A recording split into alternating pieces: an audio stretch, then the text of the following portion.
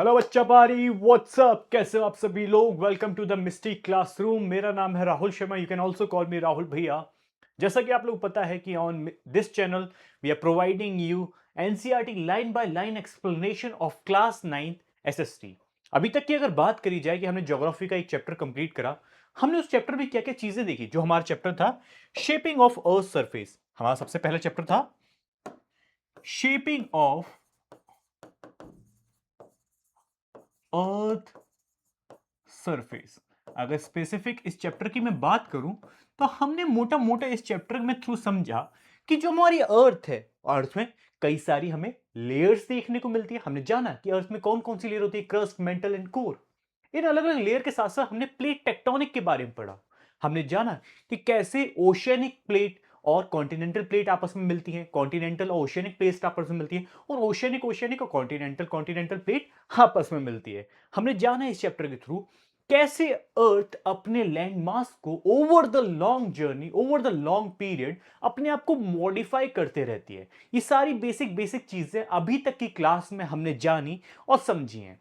आज एक बड़ा इंटरेस्टिंग चैप्टर आप लोग का शुरू होने जा रहा है, जो है हमारा एटमॉस्फेयर एंड क्लाइमेट। हम समझेंगे कि जो अर्थ पे जो लाइफ पॉसिबल है, जैसे कि आप लोग पता है कि हमारे अर्थ पे हवा, पानी और रहने के लिए जमीन, ये तीनों चीजें देखने को मिलती है, जिस वजह से आपके और हमारे प्लेनेट अर्थ पे लाइफ पॉसिबल है। ये सारी चीजें हमने जान दी हैं, और इससे पहली क्लासेस में हमने पढ़ा भी है कि कैसे अर्थ पे ऐसी चीजें हैं जिस वजह से यहां पे लाइफ पॉसिबल हो पाई अभी तक। तो अगर मैं बात करूं एटमॉस्फेयर, देखो हमारे एटमॉस्फेयर में डिफरेंट डिफरेंट गैसेस देखने को मिलती है, जिसमें से एक गैस निकल के आती है ऑक्सीजन। जो हम सबको पता है, अगर भैया ऑक्सीजन नहीं होगी तो शायद अभी थोड़ी देर और क्लास चलेगी और फिर क्लासेस बंद हो जाएंगी, है ना। अगर मैं बात करूं यहां पे, तो हम इस चैप्टर में मेनली पढ़ेंगे क्या, एटमॉस्फेयर एंड क्लाइमेट में हम जानेंगे क्या, what is the composition of atmosphere. हम समझेंगे कि हमारे एटमॉस्फेयर में, जिसको हम हिंदी में वायुमंडल बोलते हैं, कौन कौन सी डिफरेंट गैसेस निकल के आती हैं। कई सारी गैसेस से मिलकर हमारा एटमॉस्फेयर बनता है। साथ ही साथ हम समझेंगे how the different layer of atmosphere affect the planet earth. क्या सर, जैसे प्लेनेट अर्थ के अंदर आपने हमें कई सारी लेयर्स के बारे में पढ़ाया, तो एटमॉस्फेयर के अंदर भी कई सारी लेयर्स हैं क्या? यस, हमारे एटमॉस्फेयर में आपको अलग अलग लेयर्स देखने को मिलती हैं। ओके, हम उन सब लेयर्स के बारे में समझेंगे। साथ ही साथ what is the mechanism of monsoon. भैया अब भी तो मॉनसून चालू हो चुका है हमारे इंडिया में। अभी शायद जुलाई के मंथ में मैं वीडियो रिकॉर्ड कर रहा हूं, आप जब भी देखोगे जुलाई मंथ में अप्रोक्स इंडियन सबकॉन्टिनेंट में हर जगह हमें मॉनसून विंड्स देखने को मिलती है। मैं आपको समझाऊंगा कि आज की क्लास में कि कैसे क्राइटेरियाज बैठते हैं, क्या ऐसे फिनोमिनाज होते हैं कि इंडिया में बारिश जैसे मौसम हमें देखने को मिलते हैं। साथ ही साथ how can we reduce our carbon footprints.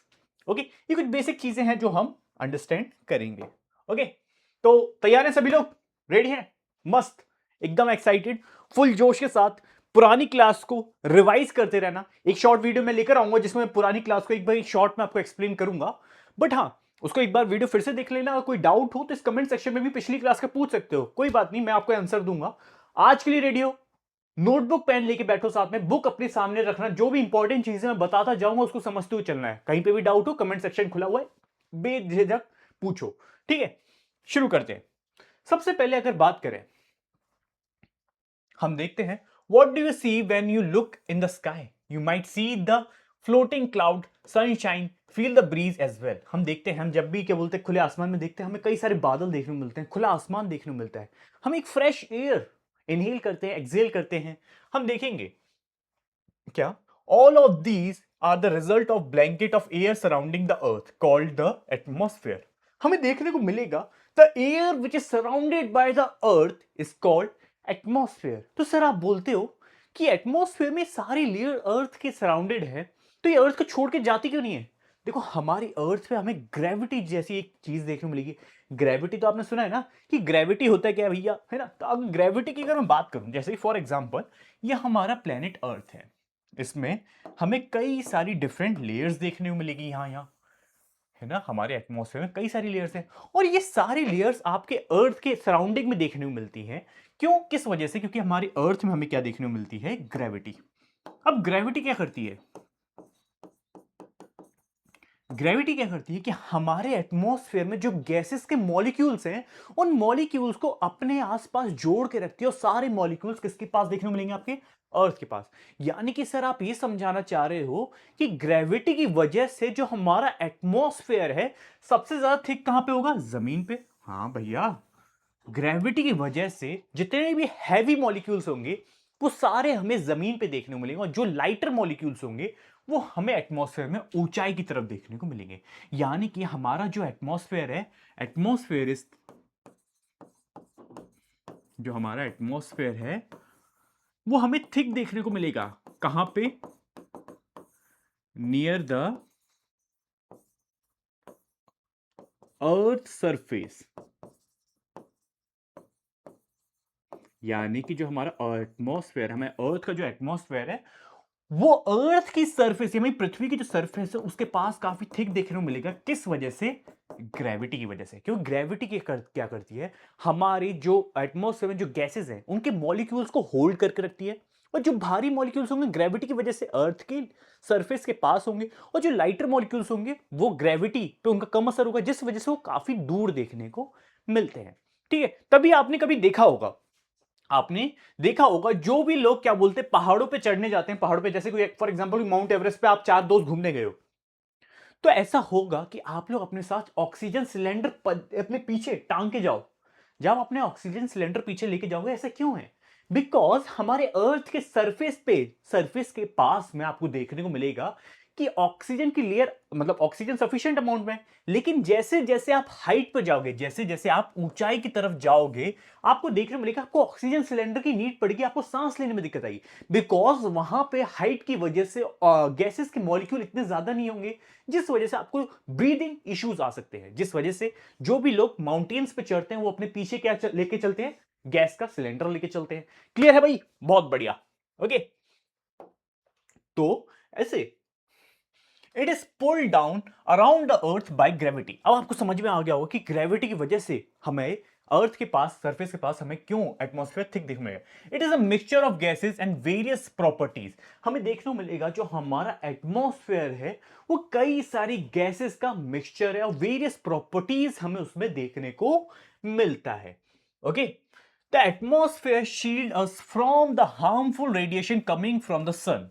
हमें देखने को मिलेगा जो हमारे प्लेनेट अर्थ का जो एटमॉस्फेयर है वो हमें सन से आने वाली जो हार्मफुल सोलर रेडिएशन है उससे भी बचाता है। यानी कि सर आप क्या कहना चाह रहे हो? यस, फॉर एग्जांपल हम जो पानी घर पे पीते हैं आरओ से, वो वाटर फिल्टर होता है। फिल्टर के बाद आरओ में जो यूवी रेज होती हैं या फिर जो भी सब्सटेंस होता होगा वो हमारे पानी को फिल्टर करता है, जर्म्स बैक्टीरिया इन सबको मारता है। सेम वे हमारा एटमॉस्फेयर फिल्टर की तरह काम करता है। जो अर्थ से, सॉरी, जो सन से जो हार्मफुल लेयर्स आ रही है, सॉरी, सन से जो हार्मफुल सोलर रेडिएशन आ रही है, स्पेसिफिक मैं बात करूं, वो सोलर रेडिएशन को फिल्टर कौन करता है? हमारा एटमॉस्फेयर। और इंसुलेशन जो हमारे अर्थ पे आती है वो प्रॉपर फिल्टर इंसुलेशन होती है, जो हमारी स्किन के लिए काफी सही रहती है। लेकिन अगर सन से डायरेक्ट सोलर रेडिएशन आए, हमारा एटमॉस्फेयर नहीं होगा, तो एक चीज आपको देखने को मिलेगी कि जो सन से जो रेडिएशन आ रहा है वो आपके स्किन को डैमेज कर सकता है। Even it can cause your skin cancer. इस वजह से आपको स्किन का कैंसर भी हो सकता है। ओके, क्लियर है? तो हमें देखने को मिलेगा कि जो हमारा atmosphere, it regulates the earth's temperature by trapping some of the sun's energy and prevent from escaping back into space. साथ ही साथ हमें देखने को मिलेगा कि हमारे एटमॉस्फेयर में, मेरी बात सुनना, हमारे एटमॉस्फेयर में एक गैस देखने को मिलती है। उस गैस की अगर मैं बात करूं, उस गैस का नाम है क्या? CO2, carbon dioxide. ये जो गैस होती है ये हीट को ट्रैप करती है, हीट को ट्रैप करती है, जिस वजह से आपको देखने को मिलेगा कि जो हमारा एटमॉस्फेयर है, जो सन से जो हीट आ रही है, सन से जो हीट आ रही है, उस हीट को थोड़ा बहुत लिमिटेड टाइम के लिए अपने अंदर ट्रैप करता है, जिस वजह से हमारे प्लेनेट अर्थ का जो टेम्परेचर है वो गर्म देखने को मिलेगा। इसी वजह से आपको देखने को मिलेगा कि हमारे प्लेनेट अर्थ पे रात होते ही साथ एकदम से वेदर, एकदम से मौसम बहुत ठंडा नहीं हो जाता, बिकॉज हमारे एटमॉस्फेयर में थोड़े बहुत जो कार्बन डाइऑक्साइड के जो मॉलिक्यूल्स हैं वो हीट को ट्रैप कर लेते हैं, जिस वजह से रात में हमें देखने को मिलेगा थोड़ा बहुत गर्म रहता है माहौल। ओके, वरना अगर ऐसा नहीं होगा ना कि हमारा जो एटमॉस्फेयर है वो हीट को ट्रैप नहीं करेगा, तो हमारे प्लेनेट अर्थ का टेम्परेचर रात होती साथ माइनस में चले जाएगा और दिन होती साथ ऊपर बढ़ जाएगा। तो ये फिनोमिना आपको देखने को मिलेंगे अगर एटमॉस्फेयर नहीं होगा, लेकिन एटमॉस्फेयर की वजह से हमें एक मॉडरेट टेम्परेचर देखने को मिलता है। रात होती साथ टेम्परेचर एकदम से गिरता नहीं है और दिन होते साथ टेम्परेचर एकदम से बढ़ता नहीं है। ठीक है। द एटमॉस्फेयर इज अ की कंपोनेंट ऑफ अर्थ। अगर एटमॉस्फेयर की बात करूं, it is key component of earth weather the climate system influencing factors such as temperature, humidity and air pressure. Okay, तो ग्रेविटी के बारे में तो हम सबको पता ही है ग्रेविटी क्या होता है।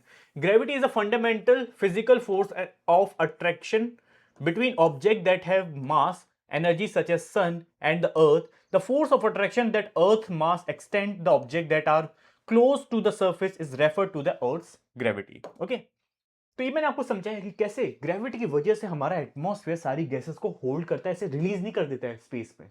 ठीक है, अब मैं अगर बात करूं कंपोजिशन, क्या टॉपिक निकल के आ रहा है, composition structure of earth atmosphere.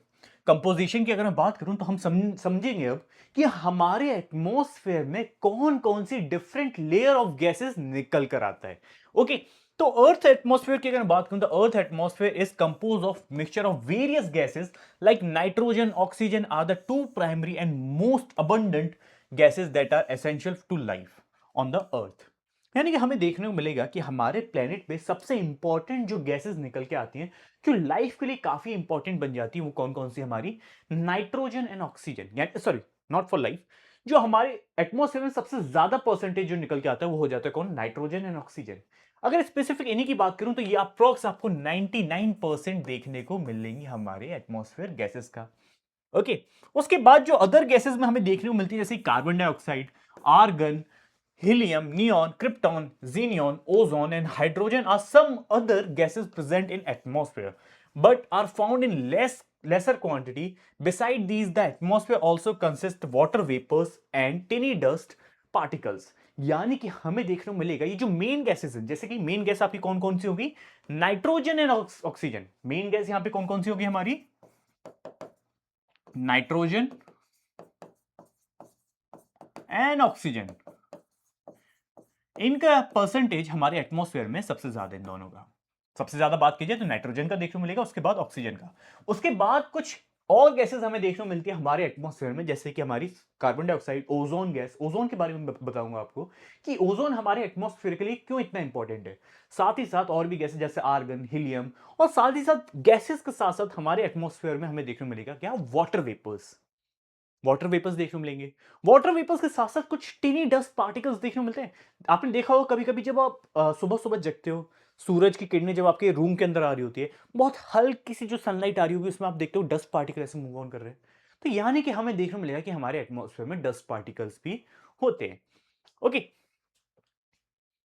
अगर मैं बात करूं यहां पे specific, the amount of water vapor in the atmosphere varies, but they generally range from 0.1% to 0.4%। अब हमें देखने को मिलेगा कि हमारे एटमॉस्फेयर में वाटर वेपर वेरी करता रहता है जगह, प्लेस टू प्लेस पे।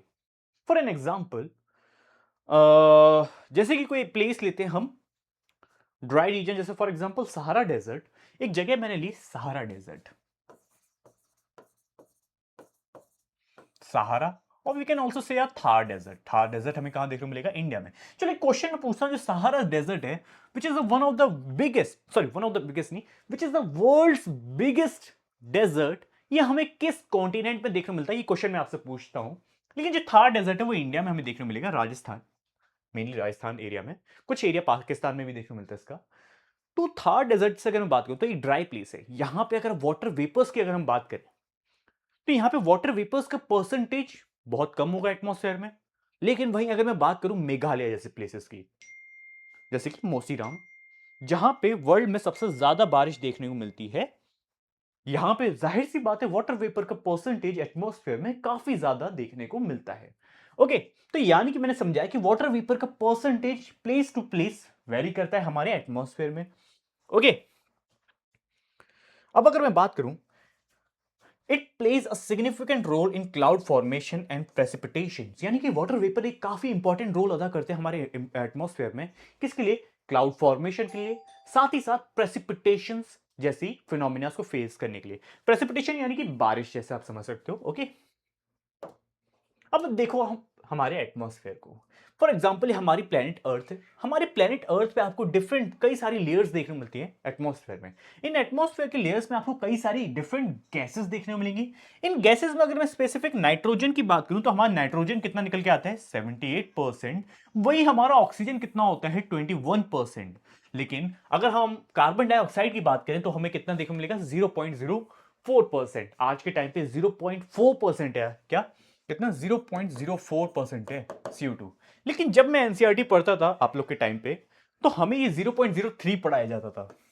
0.03%। मतलब आप देख रहे हो पहले से देखा जाए पिछले कुछ सालों में CO2 का राइज हमें देखने को मिला है। भले ही हमारे एटमॉस्फेयर में कार्बन डाइऑक्साइड का परसेंटेज बहुत कम, बहुत एकदम मिन्नू सी है, चुन्नू सी, बहुत चुन्नू सी है कार्बन डाइऑक्साइड।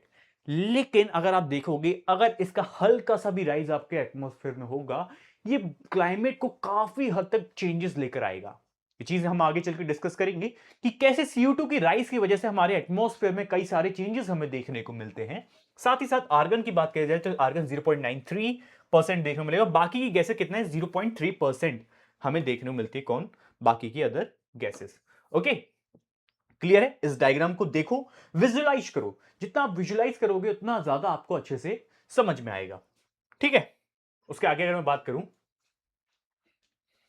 साथ ही साथ स्ट्रक्चर ऑफ एटमॉस्फेयर की अगर हम बात करें, the atmosphere has layer structure. These layer are defined on the basis of changes in temperature and density with the increasing altitude. हमें देखने को मिलेगा कि हमारे एटमॉस्फेयर में कई सारी अलग अलग लेयर हैं, मैंने आपको बताया। तो ये अगर लेयर की बात करी जाए तो क्या रीजन होते हैं, देखो मैं आपको समझाता हूं क्यों हमने अर्थ को एक सिंगल रॉक की तरह नहीं इमेजिन करा, क्यों हमने रॉक को डिफरेंट डिफरेंट लेयर्स में कैटेगराइज करा। इसके कुछ रीजन है, मैं आपको समझाता हूं इससे क्या रीजन निकल के आते हैं। सबसे पहला, देखो हम किसी चीज को भी ऐसे कैटेगराइज नहीं कर देते हैं। हमारे अर्थ में जब हम over the period of time, sorry, over the period of distance हम थोड़ा थोड़ा नीचे जाते जाएंगे, हमें देखने को मिलेगा कि हमारे अर्थ में डेंसिटी बदल गई एक सर्टेन पॉइंट के बाद। टेम्परेचर रेगुलेट होना स्टार्ट हो गया, एक सर्टेन स्पीड से टेम्परेचर में फ्लक्चुएशन आना स्टार्ट हो गए। तो जैसे जैसे हम अर्थ के अंदर जा रहे हैं हमारी डेंसिटी बदलती जा रही है। एक सर्टेन लेयर आई जहां तक हमें सेम डेंसिटी देखने को मिलती है, और फिर एक सर्टेन लेयर आती है जहां पे हमें सेम डेंसिटी देखने को मिलती है। जिस वजह से हम क्या बोलते हैं, एक पूरे अर्थ के इंटीरियर को क्लासिफाई करते हैं कि ये एक सडन लेयर के तौर पर दिख रहा है। जैसे फॉर एग्जाम्पल मेंटल में आपको एक अलग डेंसिटी देखने को मिलेगी, मेंटल में जो रेट ऑफ टेम्परेचर इंक्रीजिंग है वो एक अलग देखने को मिलेगा। तो इस वजह से हम लेयर्स में डिवाइड करते हैं। वहीं एटमॉस्फेयर की बात की जाए तो इसको डिफाइन, यानी कि इसका क्या रीजन निकल के आ रहा है कि इसको हम अलग अलग टेम्परेचर वेरिएशन की वजह से हमने अलग अलग लेयर्स में डिवाइड करा। फॉर एग्जाम्पल ट्रोपोस्फेयर में हमें एक अलग टेम्परेचर देखने को मिलता है। The rate of temperature decreasing in troposphere is completely different from stratosphere. जो टेम्परेचर ट्रोपोस्फेयर में डिक्रीज हो रहा है वो कंप्लीटली डिफरेंट होगा किसमें, स्ट्रेटोस्फेयर में टेम्परेचर डिक्रीज हो रहा होगा। अभी एक्सप्लेन करता हूं और अच्छे से। साथ ही साथ हमें देखने को मिलेगा कि जैसे जैसे मैंने आपको समझाया कि अर्थ के सरफेस के सबसे नजदीक हमें एयर की जो डेंसिटी है वो सबसे ज्यादा देखने को मिलेगी। लेकिन जैसे जैसे हम अर्थ की सरफेस से दूर जाते जाएंगे डेंसिटी जाहिर सी बात है कम होगी। ये भी मैंने आपको समझाया। ओके, तो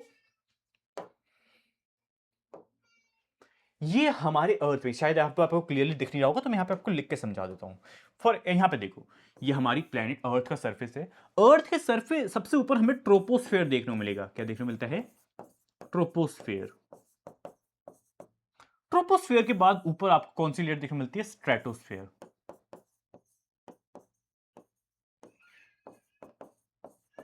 ट्रोपोस्फेयर, स्ट्रेटोस्फेयर, देन यहां पे आपके आते हैं कौन सा? मीजोस्फेयर। यहां पे आपको देखने को मिलेगा क्या? मीजोस्फेयर। मीजोस्फेयर के बाद आता है आपका क्या? थर्मोस्फेयर।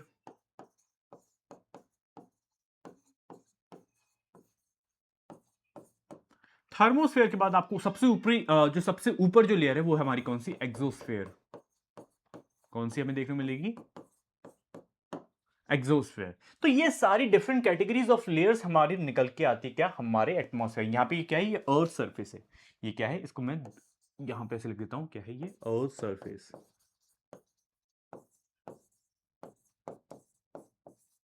साथ ही साथ मैंने आपको बताया कि जो मॉलिक्यूल गैसेस के जो मॉलिक्यूल की डेंसिटी है वो सबसे ज्यादा हमें कहां देखने को मिलेगी? अर्थ के सरफेस के पास।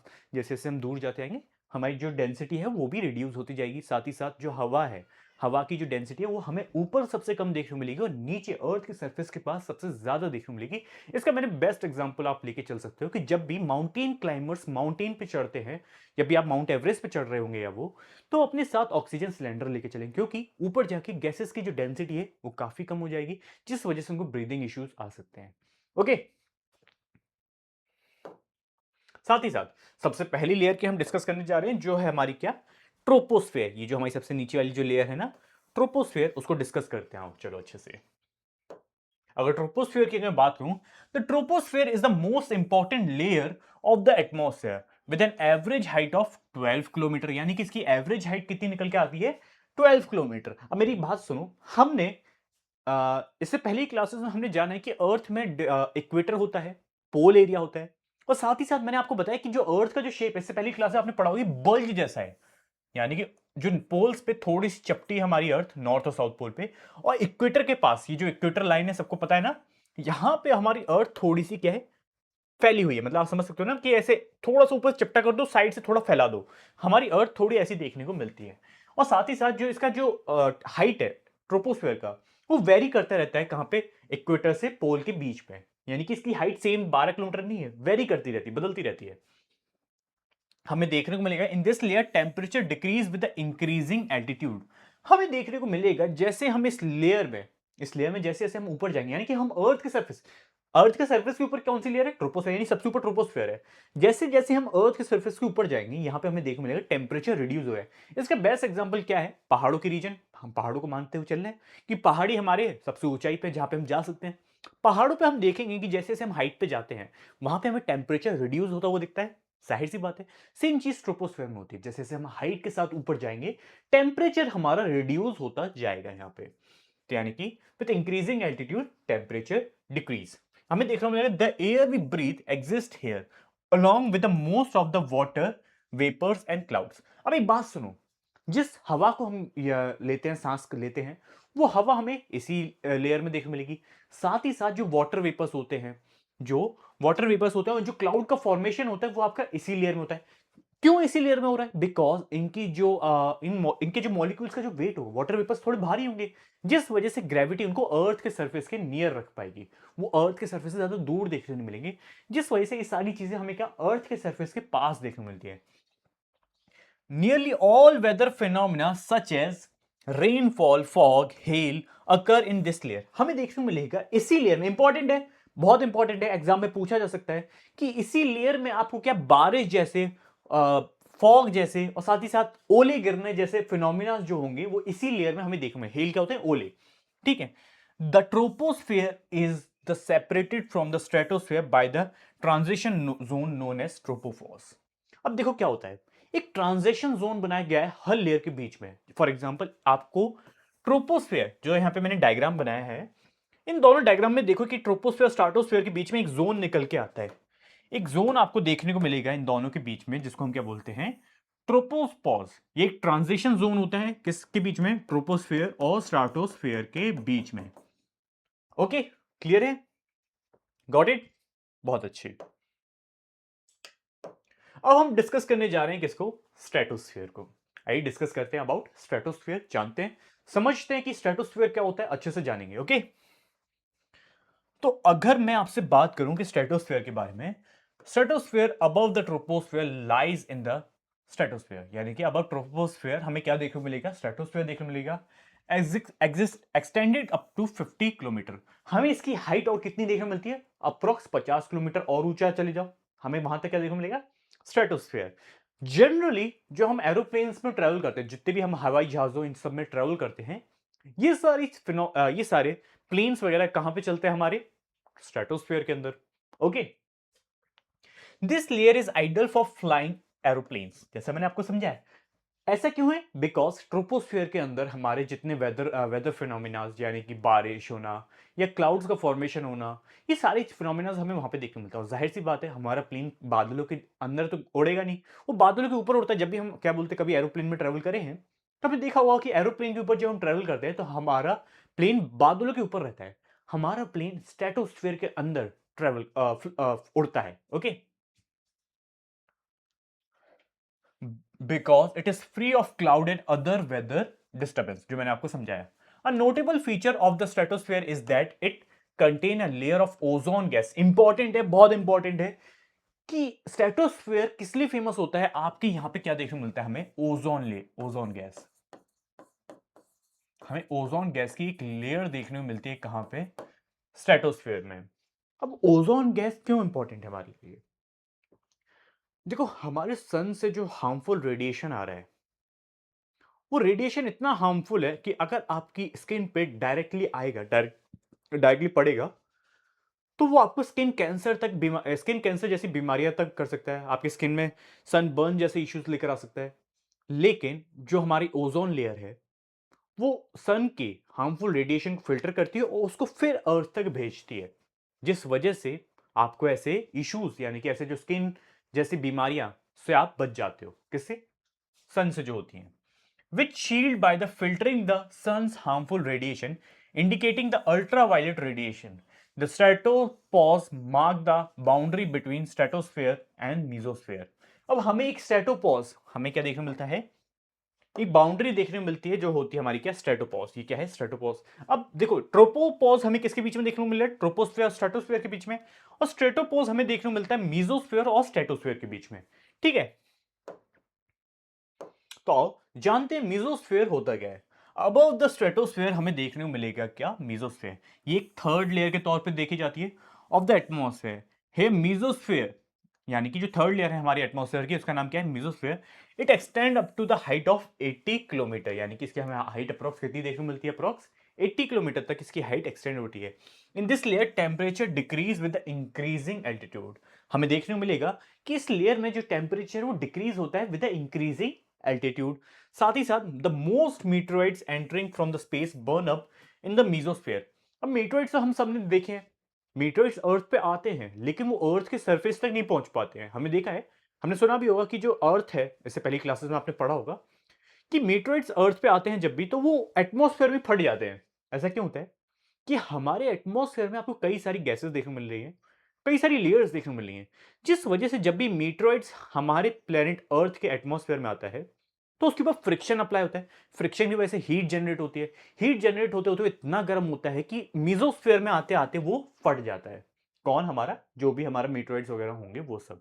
ओके, और जो बहुत ज्यादा बड़े मीटरोइड्स होंगे वो अर्थ की सरफेस को टच कर जाते हैं कभी कभी। ठीक है, मीटरोइड्स के बाद, सॉरी, मीजोस्फेयर के बाद अगर मैं बात करूं, हम डिस्कस करेंगे किसको, थर्मोस्फेयर को। आओ चलो थर्मोस्फेयर को जानते हैं, समझते हैं। तो थर्मोस्फेयर की अगर मैं बात करूं, in the thermosphere, temperature rises rapidly with the increasing altitude as the gas molecule in this layer absorb X-rays and shorten waves and ultraviolet radiation of the sun. अब हमें देखने को मिलेगा कि थर्मोस्फेयर में हमारा टेम्परेचर बढ़ता हुआ देखने को मिलेगा। ऐसा क्यों है? क्योंकि यहाँ पे कई सारे आपके नेचुरल फिनोमिना देखने को मिलते हैं। फॉर एग्जाम्पल, जैसे कि gas molecule in this absorb x-rays, short wave, जो सन से जो एक्सरे आ रही है, शॉर्ट वेव्स आ रही हैं, इन सबको एब्जॉर्ब करता है कौन? हमारा थर्मोस्फेयर। साथ ही साथ हमें अल्ट्रावायलेट रेडिएशन का भी एब्जॉर्प्शन देखने को मिलेगा कहां पे? थर्मोस्फेयर में। तो स्ट्रेटोस्फेयर और थर्मोस्फेयर, यहां पे हमारा टेम्परेचर बढ़ता है with the increasing altitude.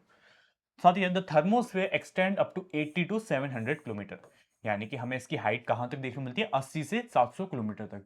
Also help with the radio transmission by reflecting radio waves transmitted from the earth back towards it. अब फॉर एग्जांपल, जो हमारे टेलीविजन में जो हम देखते हैं ना, न्यूज वगैरह जो भी, उसकी जो सैटेलाइट्स हैं हमें कहां पे देखने को मिलती है? सैटेलाइट्स जो फ्लो करती हैं अर्थ के एटमॉस्फेयर में, वो हमारी थर्मोस्फेयर के अंदर देखने को मिलती है। अब जो अर्थ से जो क्या बोलते हैं, जो भी डेटा जाता है या जो भी रेडिएशन जाता है, वो कहां पे, वहां पे जाता है, वहां पे हिट होता है और वहां से रेडिएशन आपके सैटेलाइट तक आता है। कहां से? थर्मोस्फेयर पे। यानी कि रिफ्लेक्टिंग रेडियो वेव्स, यानी कि यहां से जो रेडियो वेव्स जाती हैं वो वहां से रिफ्लेक्ट होकर आती हैं कहां से? थर्मोस्फेयर से, जो आपके टीवी पे आपको देखने को मिलता है। Okay, ionosphere is a part of the thermosphere. Additionally, the northern and southern light auroras occur in the thermosphere. और आपने सबने ऑरोरास के नाम सुना है? ऑरोरास आपको देखने को मिलते हैं कहां पे? नॉर्थ पोल और साउथ पोल पे आपको ऑरोरास देखने को मिलते हैं। ये आप जब भी नॉर्थ पोल और साउथ पोल को देखोगे तो ऐसे ग्रीनिश सी लाइट जलती है। ओके, अभी आपके एनसीईआरटी में यहाँ पे डिस्कस नहीं हुआ है कि इस फिनोमिना का क्या रीजन है, तो आप भी मत जानिए, लेकिन आपको देखने को मिलेगा कि इस फिनोमिना मतलब ये कुछ आप जो सन से जो रेडिएशन आता है, सन की जो हीट आती है, वो आइनाज आइनाज यहाँ पे एक्सचेंज होते हैं, यहाँ पे केमिकल रिएक्शंस होते हैं, जिस वजह से यहाँ पे आपकी लाइट्स जलती हुई देखने को मिलती हैं, अरोराज। ओके, तो अगर यहाँ बात करूं, the word Arora originate from the Latin meaning down on morning light. यहाँ पे क्या बोल सकते हैं हम इसको, डॉन और morning light. It is name after Roman goddess Aurora. ये किसके ऊपर नेम रखा गया है, Roman goddess Aurora, the goddess of dawn. The it refer the colourful display of light seen in the sky near the poles. हमें poles में देखने को मिलेगा, कौन कौन से, नॉर्थ पोल और south pole. When the solar winds charge particles entered emitted by the suns, जो सन से जो सोलर विंड्स निकलती है, जो चार्ज पार्टिकल्स निकलते हैं किससे, सन से, upon reaching the earth atmosphere is directed towards the magnetic poles. अब क्या होता है, ये मैग्नेटिक पोल्स की तरफ चले जाते हैं, जो चार्ज पार्टिकल्स निकल के आ रहे हैं किससे, सन से। अब आपने कभी क्या बोलते हैं मैग्नेटिक फील्ड्स के बारे में पढ़ा होगा कि हमारी अर्थ में मैग्नेटिक फील्ड्स है, उस मैग्नेटिक फील्ड्स के क्या बोलते हैं, चार्ज पार्टिकल जब जो सन से निकल के पोल्स पे जाते हैं, तो उस वजह से आपको ये फिनोमिना वहां पे देखने को मिलता है, कहां पे, सिर्फ पोलर एरिया पे। As these particle interact with a different atmospheric gases, each gas glows with the particular colour, this phenomena known as aurora. Okay, समझ में आया, इस फिनोमिना को हम क्या बोलते हैं, Arora's. Okay,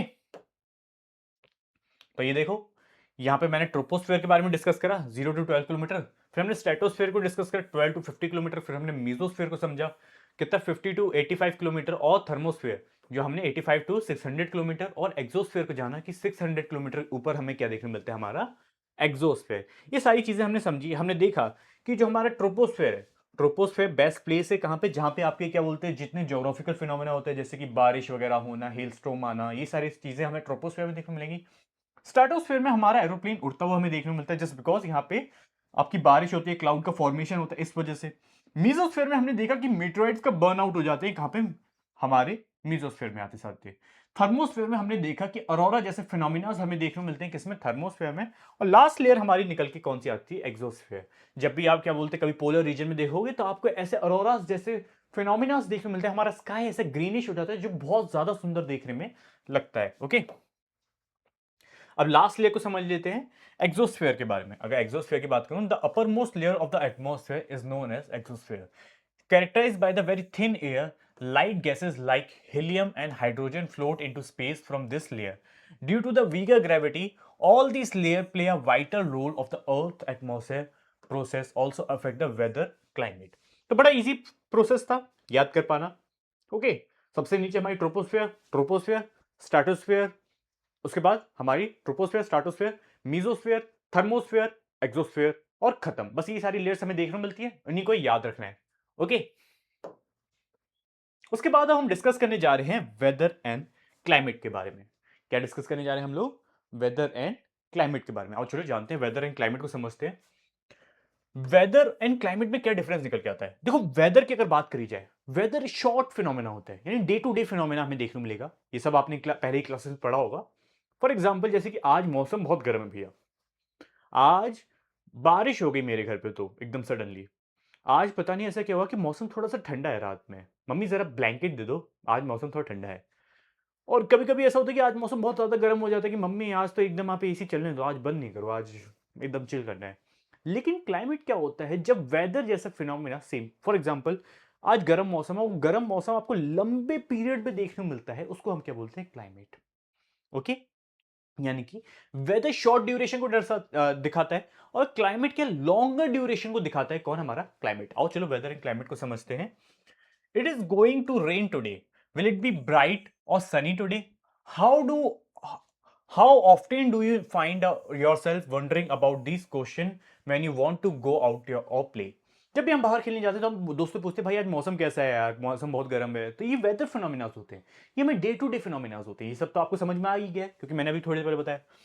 the term weather refer to the hour to hour and day to day condition of the atmosphere. यानी कि फॉर एग्जाम्पल आज वेदर हॉट है, आज ह्यूमिड वेदर है, may makes one irritable while pleasant or breezy weather maybe make one cheerful or even for the outing। अब हमें देखने को मिलेगा कि कभी-कभी वेदर ऐसा होता है एकदम बहुत ज़्यादा चिपचिपा होता है, बहुत ज़्यादा ह्यूमिड होता है, काफ़ी इरिटेशन होता है, हमें बाहर जाने का मन नहीं करता है। लेकिन कभी-कभी ऐसा सडनली होता है, शाम को वेदर बहुत सुंदर हो जाता है, मन नहीं करता है कि घर वालों के साथ जाओ, दोस्तों के साथ जाओ, मोमोज़ खा के आओ मस्त, है ना? कभी-कभी वेदर एकदम इतना प्लेज़ेंट लगता है कि हमारा मूड वेदर के हिसाब से चेंज होता है कभी-कभी तो। वेदर ह्यूमिड नहीं है, वेदर एकदम क्लियर है, मस्त हल्का-सा ठंडा-ठंडा है, ना बहुत ज़्यादा गर्म है, तो हमें मज़ा आता है। लेकिन कभी-कभी वेदर इतना चिड़चिड़ा हो जाता है कि इंसान भी चिड़चिड़ा हो जाता है। और नॉर्थ इंडियंस का तो अलग ही है भाई, हल्का-सा मौसम थोड़ा गर्म होता है, उन लोग का दिमाग भी गर्म होना स्टार्ट हो जाता है। ओके, अगर मैं वेदर की बात करूं, weather can vary significantly from day to day. The average weather condition of a place over a longer period of time refer to the climate of the place. Climate refer to the sum total weather condition and variation over a large area for an extended period time, usually 30 years और मोर। अब climate क्या होता है? Climate हमारे longer duration होते हैं, ये सब मैंने आपको समझाया। क्लाइमेट जो फिनोमिना होते हैं काफी लंबे समय तक आपको देखने को मिलेंगे, ये शॉर्ट ड्यूरेशन नहीं होते। फॉर एग्जांपल 30 सालों तक सेम वेदर फिनोमिना कोई चला आ रहा है, कि एक लंबा टाइम आता है कि 6 महीने गर्मी पड़ती है, सेम वेदर फिनोमिना है, तो वो हमें लगभग 10-15 साल से देख रहे हैं, तो वो किस कैटेगरी में आ जाएगा? क्लाइमेट की कैटेगरी में।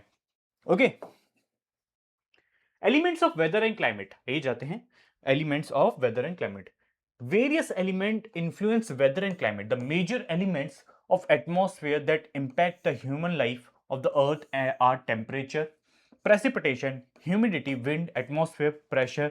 These elements can change under varying conditions. अब देखो मेरी बात सुनो, कि जो हमारा अर्थ का वेदर एंड क्लाइमेट है, उसके मेन एलिमेंट्स क्या निकल कर आते हैं? उसके मेन एलिमेंट्स जब भी आप देखोगे, तो टेम्परेचर है हमारे अर्थ का, बारिश कितनी हो रही है किसी पर्टिकुलर रीजन में, किसी पर्टिकुलर रीजन में कितना टेम्परेचर है, किसी जगह पे किसी विंड्स चल रही है, किस जगह पे कैसा एटमॉस्फेरिक प्रेशर है, हाई प्रेशर है, लो प्रेशर है, कहां पे हमारे एलिमेंट देखने को मिलते हैं, कि अलग अलग एलिमेंट्स की वजह से हमारे अलग अलग क्लाइमेटिक कंडीशंस डेवलप होती हुई देखने को मिलती हैं। फॉर एग्जाम्पल, अर्थ के किसी रीजन में आपको ज्यादा इंसुलेशन देखने को मिलती है, जिस वजह से वो पूरा रीजन आपको गर्म देखने को मिलेगा। फॉर एग्जाम्पल, जो पोलर रीजन है, वहां पे हमारी अर्थ की कम इंसुलेशन जाती है, कम हीट, कम सनलाइट जाती है, जिस वजह से आपको देखने को मिलेगा कि वहां पे मौसम आपको 12 महीने ठंडा देखने को मिलेगा। लेकिन वहीं अगर मैं बात करूं इक्वेटर प्लेस की, अब देखो ये अर्थ है हमारी, ये क्या है? हमारा इक्वेटर, और यह हमारा पोल है। और जैसा मैंने आपको इसमें पहले वाली क्लासेस में आपने पढ़ा होगा कि यहाँ पे हमारी जो सन की इंसुलेशन है वो डायरेक्टली नहीं जाती है, यहाँ पे हमारी सन की इंसुलेशन डायरेक्टली पड़ती है इस रीजन में, जिस वजह से आपको यहाँ समझ में आता है कि ये एरिया आपका क्या बोलते हैं, गर्म रहता है as compare to polar places. Okay, यानी कि सन की इंसुलेशन भी डिफाइन करती है क्या, कि किस रीजन का कैसा क्लाइमेटिक कंडीशंस देखने को मिलेंगी। अगर टेम्परेचर की बात करूं मैं, क्या अगर मैं टेम्परेचर की बात करूं, the temperature of the atmosphere varies not only between day and night but also across the season. Just as summers tend to hotter than winters, an important factor affecting temperature disturbance is insolation. जो मैंने आपको insolation समझाया, insolation the incoming solar ray energy from the sun that is intercepted by the earth. अब insolation क्या होता है? जो सूर्य से, यानी जो सन से जो हीट आ रही है, उसको हम क्या बोलते हैं? इंसुलेशन। या आप कह सकते हो जो सनलाइट आ रही है उसको हम क्या बोलते हैं? इंसुलेशन। ओके, जो सनरेज आ रही है उसको हम क्या बोलते हैं? इंसुलेशन। ओके, अब एक चीज आपने इससे पहले पढ़ी होगी, मैं आपको यहां पे समझा भी देता हूं, एक बार यहां पे और देख लो, insolation decrease from equator towards the pole. ये तो मैंने अभी आपको क्लियर कर ही दिया है कि ये हमारी अर्थ है। फॉर एग्जांपल, ये क्या है? हमारा इक्वेटर, ये तो पता ही है ना। और जैसे जैसे आप पोल की तरफ जाओगे, हमारी इंसुलेशन जो सन से आ रही है, जो सनलाइट जो आ रही है, वो हमारी डिक्रीज होते हुए देखने को मिलेगी कहां पे? पोलर रीजन पे।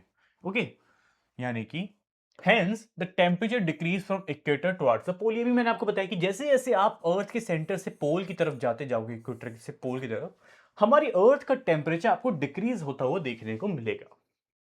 ओके, और एक चीज हमेशा याद रखना, कि आपको तो इतना पता ही है, मेरे को पता है, मेरे स्टूडेंट स्मार्ट है, कि जो अर्थ है वो अपने ही एक्सेस पे हल्की सी टिल्टेड है ना। जैसे आपको यहां पे देखने को मिले ना, कि अर्थ हल्की सी अपने उस पे एक्सिस पे, ये अर्थ का क्या है? एक्सिस है।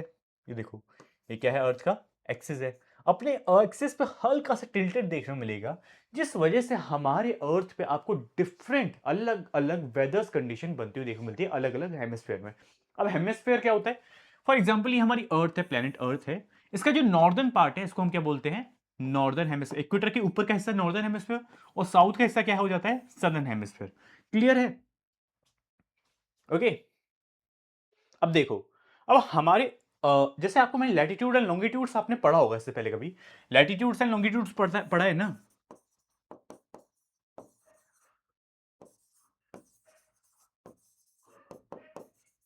हम्म। अगर नहीं पढ़ा तो कोई बात नहीं, एक बार मैं आपको यहाँ पे क्लियरली एक्सप्लेन कर देता हूँ।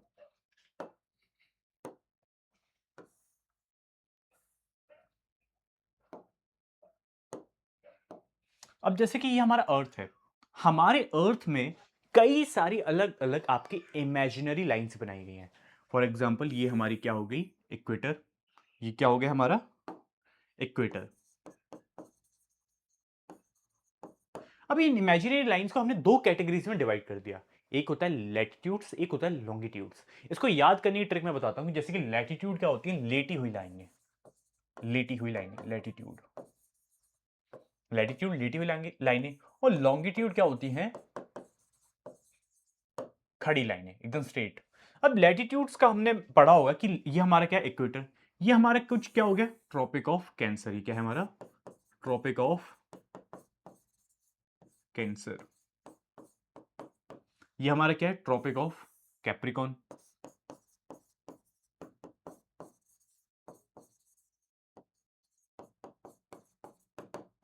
ये क्या है हमारा, आर्टिक सर्कल। क्या है हमारा ये, आर्टिक सर्कल। ये क्या है हमारा, एंटार्क्टिक सर्कल।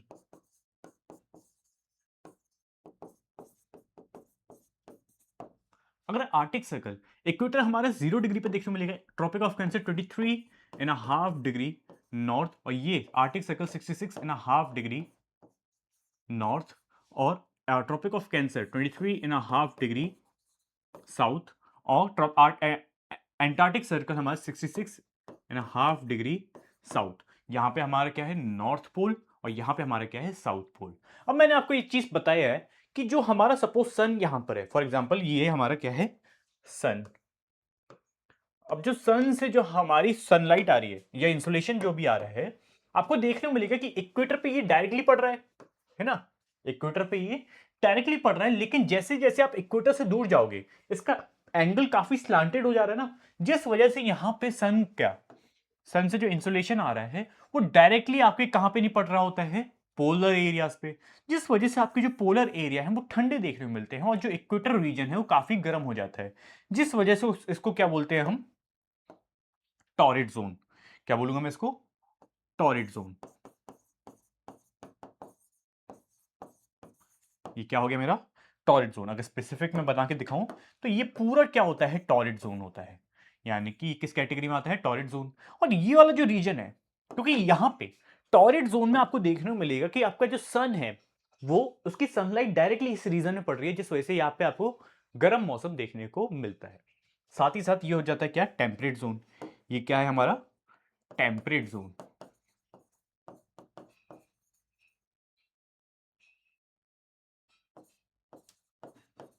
ये भी हमारा टेम्परेट जोन है।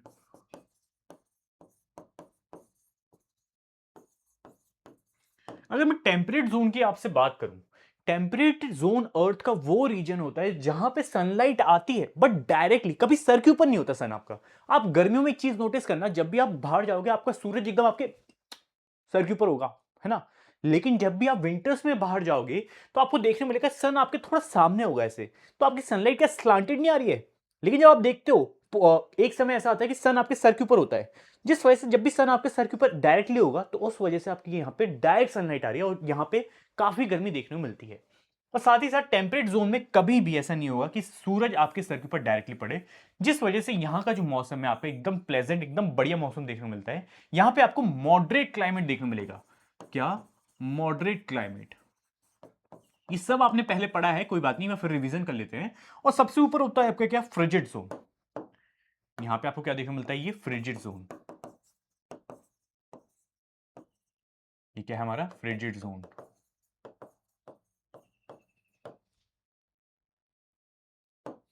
ये देखो, ये पूरा क्या है, ये जो ब्लू ब्लू मैं बना रहा हूं ना, ये सारा फ्रिजिड जोन है। यहां पे तो आपकी सनलाइट कैसा होता है कि यहाँ पे 12 महीने कभी दिन होता है और कभी 12 महीने रात होता है। ये चीजें आपने पहले पढ़ी होंगी, बट अभी की क्लास में मैं आपको ये एक्सप्लेन करने जाऊंगा ना कि ऐसा क्यों होता है, तो क्लास काफी लंबी और हो जाएगी। तो जो अभी आपके एनसीईआरटी बात करिए वहीं तक कंसाइन रहते हैं, उसी को समझते हैं कि ये आपका होता है फ्रिजिड जोन, यहाँ पे आपकी क्या सर्दी रहती है 12 महीने, इतना समझ लो। और ऐसा होता है कि यहाँ पे कभी 6 महीने दिन होता है नॉर्थ पोल में, 6 महीने रात होती है। कहाँ पे? नॉर्थ पोल में। फिर 6 महीने दिन आपको साउथ पोल में देखने को मिलेगा, 6 महीने रात आपको साउथ पोल में देखने को मिलेगी। जब यहाँ पे दिन है तो यहाँ पे रात है, जब यहाँ पे रात है यहाँ पे दिन है, जब यहाँ पे दिन है सॉरी यहाँ पे रात है। तो एक बात सुनना, किस किस स्टूडेंट को ये फिनोमेना पता है कि ये सारी चीजें किस वजह से होती हैं? ये मैं आपसे कमेंट सेक्शन में पूछ रहा हूं, और जो भी स्टूडेंट इस चीज का आंसर देगा तो मैं उसको अप्रिशिएट करूंगा अगले लेक्चर में पक्का। उसका नाम मैं यहाँ पे लेकर आऊंगा अपनी स्क्रीन पर। तो कमेंट सेक्शन में मेरे को जरूर बताइएगा कि कौन किस किस को पता है कि ऐसा क्यों होता है कि हमारे पोल्स में 6 महीने दिन होता है, 6 महीने रात होती है। जो बताएगा बहुत अच्छी बात है, अगली क्लास में हम एक बार डिस्कस कर लेंगे छोटा सा 10 मिनट में, ठीक है। उसके बाद तो ये सब मैंने आपको जो फिनोमेना जो चीज यहाँ पे दी हुई है ये सारी हमने पहले ही डिस्कस कर ली है। ओके, आओ आगे आते हैं, आगे समझते हैं चीजों को। ह्यूमिडिटी, अब मैं समझाऊंगा आपको what do mean by humidity. अगर ह्यूमिडिटी की बात करूं, when water evaporates from land and different water bodies it become water vapor when the level of water vapor in the air are high it lead the humidity। अब हमें देखने को मिलेगा कि जब हमारे एटमॉस्फेयर में वाटर वेपर का कंटेंट ज्यादा होगा तब हमें क्या देखने को मिलेगा? ह्यूमिड क्लाइमेट देखने को मिलेगा। तो जाहिर सी बात है, जब हम कभी कोस्टल सिटीज को देखते हैं, कोस्टल सिटीज का एग्जांपल जैसे कोलकाता, हमारा चेन्नई, हमारा मुंबई, ये सारी सिटीज हम देखते हैं कि हमें ह्यूमिड क्लाइमेटिक कंडीशन देखने को मिलती है। यानी कि यहाँ पे क्या वाटर वेपर का परसेंटेज जाहिर सी बात है थोड़ा ज्यादा देखने को मिलेगा दूसरी जगहों के कंपेयर में। तो देयरफॉर हमें समझ में आएगा कि therefore humidity refer to the present of water vapour creating moisture. हमें देखने को मिलेगा कि जो ह्यूमिडिटी क्या रेफर करता है कि हमारे एटमॉस्फेयर में वाटर वेपर का कंटेंट ज्यादा है, तो जाहिर सी बात है वो जो प्लेस होगी वहां पे हमें ह्यूमिड क्लाइमेटिक कंडीशंस निकल के आती है। As the air get warmer the capacity to hold water vapour increase.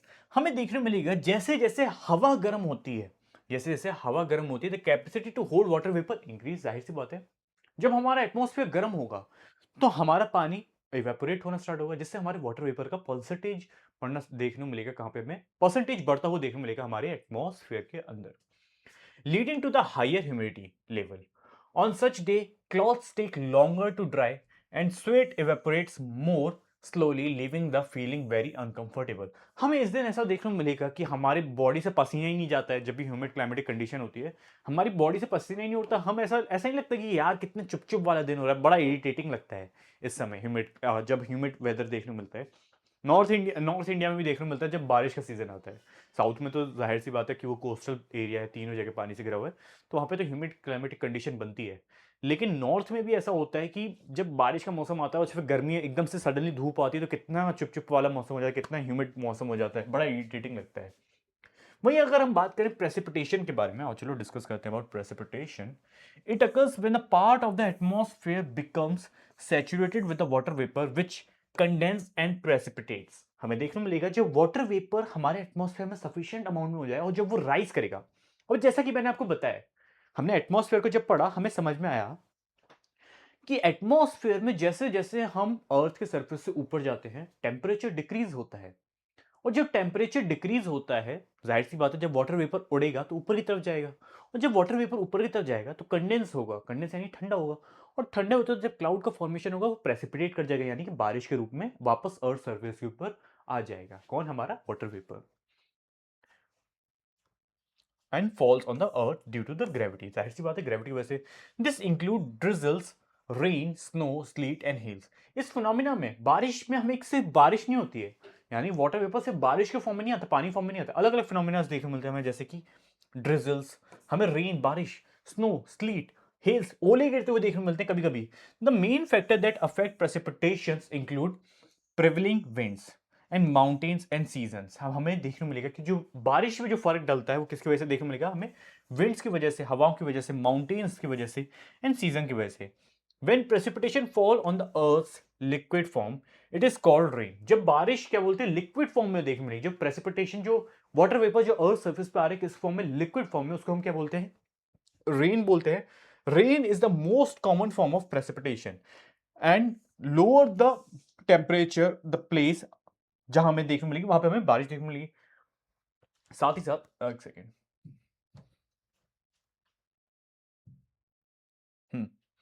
A long absence of rainfall result in the dry climate. अब हमें देखने को मिलेगा जब किसी प्लेस पे ज्यादा लंबे समय तक क्या बोलते हैं बारिश नहीं होगी, जाहिर सी बात है वहां पे वाटर वेपर का परसेंटेज कम होता जाएगा और साथ ही साथ हमें वहां पे ड्राई क्लाइमेटिक कंडीशंस देखने को मिलती हैं।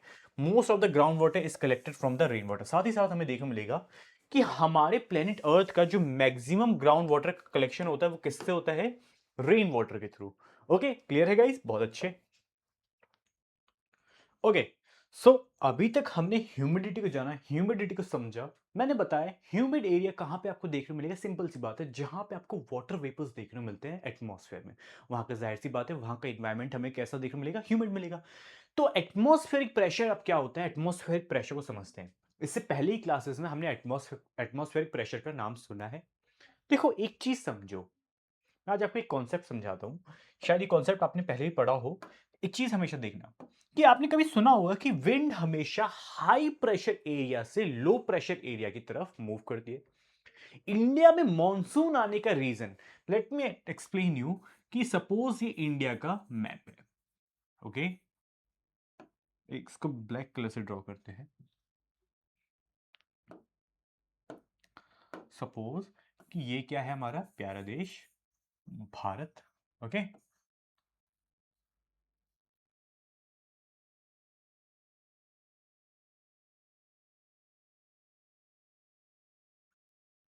ये मैंने क्या करा? इंडिया का मैपिंग ड्रॉ करा। अब हम पहले समझते हैं कि विंड्स का मूवमेंट्स कैसा निकल कर आता है। अब इस चीज को ध्यान से देखना। ये क्या है? लो प्रेशर एरिया। ये क्या है? एलपी, यानी शॉर्ट में लिखा है मैंने लो प्रेशर एरिया। और ये क्या बनाया मैंने ब्लू कलर से? High pressure area. अब लो प्रेशर एरिया जनरली आपको वहां पे देखने को मिलेगा जहां पे हीट होती है। लो प्रेशर एरिया में क्या होता है? जहां पे सपोज सन की इंसोलेशन, जो सूरज की जो इंसोलेशन है या फिर आप कह सकते हो सन की सनलाइट जहां पे डायरेक्टली पड़ रही है वो एरिया जाहिर सी बात है थोड़ा गर्म हो जाएगा। जब वहां पे एरिया गर्म होगा तो हवा क्या होगी? ऊपर उठेगी। जब हवा गर्म हो जाएगी तो उसके मॉलिक्यूल्स भागेंगे इधर से उधर, हल्के हो जाएंगे और वो ऊपर उठेंगे। और जब यहां पे लो प्रेशर बनेगा, जब यहां पे लो प्रेशर बनेगा तो हवा ऊपर की तरफ जाएगी। जब हवा ऊपर की तरफ जाएगी तो यहां पे तो वैक्यूम बन जाएगा ना, यहां पे स्पेस बन जाएगा। तो हाई प्रेशर में ठंडी हवा है, ठंडी हवा जहां स्पेस देखेंगे, यहां पे एकदम दबी हुई है ठंडी हवा, उन्होंने देखा वहां पे स्पेस है, चलो भागो भागो भागो, तो वो भागेंगे यहां से। अब ये हाई प्रेशर जो एयर होंगी वो यहां से किस तरफ जाएंगी? लो प्रेशर की तरफ। और जब लो प्रेशर एयर हवा की तरफ जाएंगी, जब यहाँ पे हाई प्रेशर बन जाएगा तो हाई प्रेशर से हवा यहाँ लो प्रेशर पे आ जाएगी, वापस यहाँ पे लो प्रेशर हो गया, वापस यहाँ लो प्रेशर हो गया। तो ये हवा वापस आपकी कैसे चलेगी? हाई प्रेशर की तरफ जाएगी, ऊपर जाके ये ठंडी हो जाएगी, ठंडी होके वापस नीचे की तरफ आ जाएगी। जब ये हवा ऊपर ठंडी ऊपर जाएगी, गर्म हवा ऊपर जाएगी, ठंडी होगी, वापस नीचे आके बैठ जाएगी। तो यहां पे एक कॉन्सेप्ट निकल के आता है कि जो आपकी हवा होती है हाई प्रेशर एरिया से लो प्रेशर एरिया की तरफ जाती है। अब मैं आपको समझाता हूं कि इंडिया में मानसून कैसे आता है। अभी बहुत इजी कॉन्सेप्ट है, इसको यहां पे समझ लो एक बार। देखो यहां पे हमारा क्या है? अरेबियन सी। सही बोल रहा हूं ना मैं? यहाँ पे हमारा क्या है? ये थोड़ा आप लोग के लिए लाइट हो रहा होगा, इसको इससे लिखता हूं मैं। यहाँ पे क्या है हमारा? अरेबियन सी। अब मेरी बात को ध्यान से देखना। जब इंडिया में, कब की बात कर रहा हूं मैं? जून मंथ की बात कर रहा हूं। देखो जून, जून मंथ या आप कह सकते हो अप्रैल जून मंथ। आपको देखने को मिलेगा अप्रैल जून मंथ में नॉर्थ इंडिया में कितनी गर्मी रहती है। एकदम स्कूलों की तो छुट्टी होती है, आप लोग मस्त एसी में बैठे होते हो, लेकिन जब आप बाहर के एनवायरनमेंट में जाओगे तो आपको टेम्परेचर अप्रोक्स 40, 48, 45, 46 ऐसा टेम्परेचर देखने को मिलता है, जिस वजह से यहाँ पे लो प्रेशर कंडीशन डेवलप हो जाती है। और यहां पे पानी का एरिया, जाहिर सी बात है जो जमीन का हिस्सा होगा, एक चीज हमेशा याद रखना कि जो जमीन का हिस्सा होगा ज्यादा जल्दी गर्म होगा as compare to water place. जमीन में यहां पे पानी में हमें क्या देखने को मिल रहा है? High pressure. High pressure. अब हवा आपकी हाई प्रेशर से लो प्रेशर की तरफ जाएगी। जब आपकी हवा हाई प्रेशर से लो प्रेशर की तरफ जाती है तो जाहिर सी बात है यहां पे हमारी एक वाटर बॉडी बीच में पड़ गई। जब यहां पे वाटर बॉडी बीच में पड़ गई, जब हवा लो प्रेशर की तरफ जा रही होगी तो अरेबियन सी से मॉइस्चर को अपने साथ उठाएगी। जब अरेबियन सी से हवा अपने साथ मॉइस्चर को उठाएगी, वो मॉइस्चर को कहां पे प्रेसिपिटेट करेगी? इंडियन सबकॉन्टिनेंट में रेन के फॉर्म में। यहां से हमारा क्या कौन सा कॉन्सेप्ट निकल के आता है? साउथ, क्या निकल के आता है? South west monsoon. Okay, clear है? बहुत अच्छे, समझ में आया तो। तो सेम चीज यहाँ पे एटमॉस्फेरिक प्रेशर को देखने को मिले। अब एटमॉस्फेरिक प्रेशर आपको एकदम फटाफट समझ में आएगा कि मैं एटमॉस्फेरिक प्रेशर में क्या बोल रहा है। The pressure exerted by the weight of air on the earth surface is called air pressure. यानी कि एयर प्रेशर क्या होता है? The pressure exerted by the weight of air in the earth surface. जो हवा का जो वेट है हमारे अर्थ सरफेस उसको हम क्या बोलते हैं? Air pressure. As we go higher in the atmosphere pressure falls rapidly.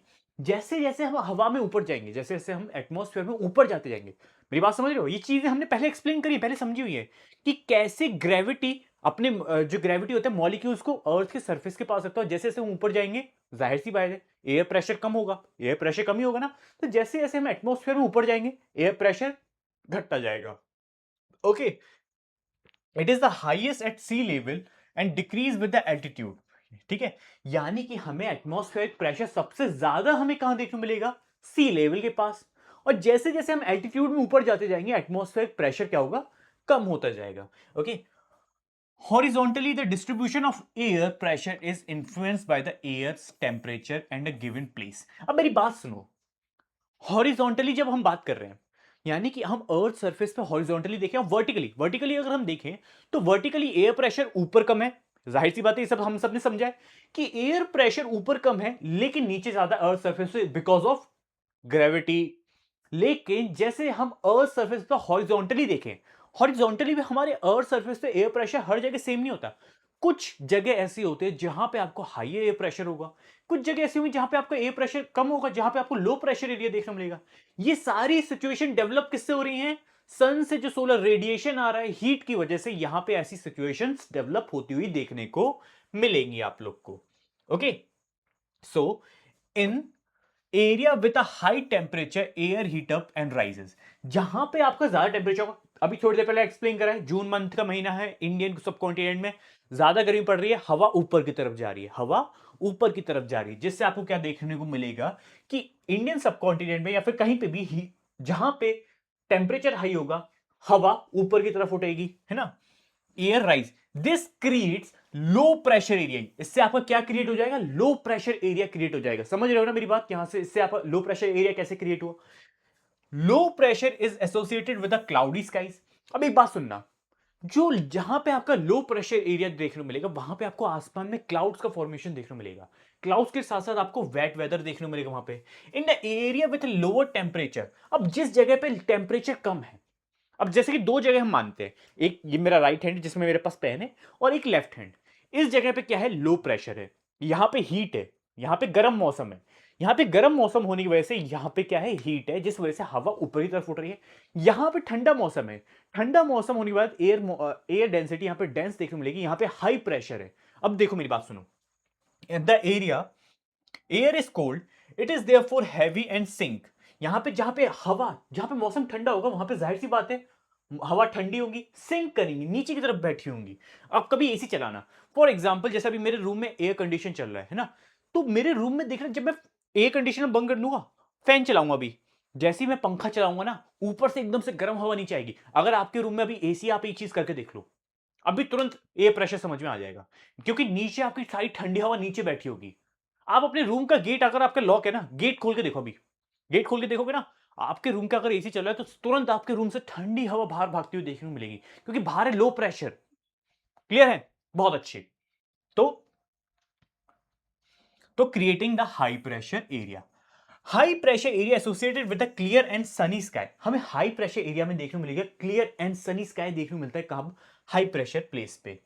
Okay, air always move from high pressure area to low pressure area. ये सारे मेरे स्टूडेंट जानते हैं कि सर ये तो हलवा है हमारी, कि एयर जो हवा होती है वो हाई प्रेशर से लो प्रेशर की तरफ चलती है। ओके, अब आगे चलते हैं, आगे समझते हैं, ये सब हमने समझा। उसके बाद ये विंड, ये डायग्राम देखो, आपको समझ में आएगा कि विंड का मूवमेंट कैसा है, कि हाई प्रेशर से लो प्रेशर की तरफ विंड चलती हुई हमें देखने को मिल रही है। तो ये देखो, wind is caused by air flowing from high pressure to low pressure area. It is a direction of influence by the earth rotation. अब ये चीजें आप हाई क्लास में पढ़ोगे, कैसे अर्थ के रोटेशन की वजह से हवा जो हाई प्रेशर से लो प्रेशर की तरफ जाती है, उसमें हल्का सा टिल्टेशन देखने को मिलता है। ये आप 11 12th में जब कभी आप ह्यूमैनिटीज लोगे तो वहां पे आपको बहुत अच्छे से डिटेल में समझाया जाएगा। बट अभी आपके एग्जाम के लिए जो इंपॉर्टेंट है उसको समझते हैं। अगर मैं विंड की बात करूं, the movement of air from high pressure area to low pressure area is called wind. The movement. अब विंड क्या होती है? विंड इज अ मूविंग है। विंड क्या है? मूविंग हवा है। मूविंग हवा कैसे होती है? High pressure area to low pressure area, इसको क्या बोलेंगे हम? विंड बोलेंगे। बहुत इजी बात है। इट कैन बी जेंटल और स्ट्रॉन्ग। अब मेरी बात सुनना, जो विंड होता है, अब जेंटल और स्ट्रॉन्ग कैसे होगा? अब मान लो कहीं पे बहुत हल्का सा लो प्रेशर है तो हवा धीरे धीरे चलेगी। अब मान लो कहीं का लो प्रेशर एरिया बहुत स्ट्रॉन्ग है और हाई प्रेशर एरिया में भी प्रेशर हाई है, तो आपको देखने को मिलेगा कि हवा का जो मूवमेंट होगा वो स्ट्रॉन्ग होगा। यानी कि हवा का मूवमेंट भी डिपेंड करता है प्रेशर पे। अगर कहीं का एरिया बहुत ज्यादा लो प्रेशर एरिया बन गया, सही पे कहीं पे डेवलप हो गया, तो जाहिर सी बात है वहां पे हवा बहुत ज्यादा तेज चाहिए। और वहां पे मान लो लो प्रेशर एरिया स्लो है, मतलब जेंटल है, लो प्रेशर है, बट वहां पे हवा का जो मूवमेंट होगा वो कैसा देखने को मिलेगा आपको? जेंटल। ओके, सेम चीज हमने समझी यहां पे। You can observe the flow of wind, it blows dry leaves down the pavement, gently blows away the dust particles upon the trees during the storm. Okay, now अब देखो यहां पे कुछ हवाओं का नाम दिखा है, जैसे कि काम विंड देखने को मिलती है, लाइट ब्रीज, स्ट्रॉन्ग ब्रीज और स्ट्रॉम आंधी तूफान। अब बात सुनो, काम ब्रीज स्मोक रेज वर्टिकली हमें देखने को मिलेगा। लाइट ब्रीज क्या होते हैं? Wind can be felt on the face, leave Russell on ordinary when you moves bye winds. अब लाइट ब्रीज कैसे होती है? 6 से 11 किलोमीटर की स्पीड होती है। स्ट्रॉन्ग ब्रीज 39 से 49 किलोमीटर। Large branches sway in the wind, umbrella are difficult to use. अब स्ट्रॉन्ग ब्रीज कौन सी होती है? जहां पे आपको आप छाता लेके यूज कर रहे हो, आपका छाता उड़ जा रहा है बार बार, आपके पेड़ हिल रहा है ऐसे बहुत ज्यादा तेज, ये आपकी स्ट्रॉन्ग ब्रीज होती है। और स्ट्रॉन्ग क्या होता है? जो आंधी तूफान होते हैं, it is very rarely experienced, usually accompanied by the widespread damage. जब भी आपका स्ट्रॉन्ग तूफान आएगा कोई ना कोई डैमेज देके जाएगा, क्योंकि यहां पे जो विंड की स्पीड होती है 100 किलोमीटर पर आवर तक हो जाती है, जो काफी हार्मफुल होती है, काफी ज्यादा डैमेज करती है हमारी सोसाइटी में। ओके, अब यहां से कॉन्सेप्ट निकल के आता है land breeze and sea breeze. हम एनसीईआरटी की लाइनों में नहीं जाएंगे, हम कॉन्सेप्ट को समझेंगे। बड़ा इजी कॉन्सेप्ट है, मैं यहां पे आपको एक्सप्लेन करता हूं। अब सी ब्रीज क्या होता है, लैंड ब्रीज क्या होता है, समझते हैं, आगे बढ़ते हैं।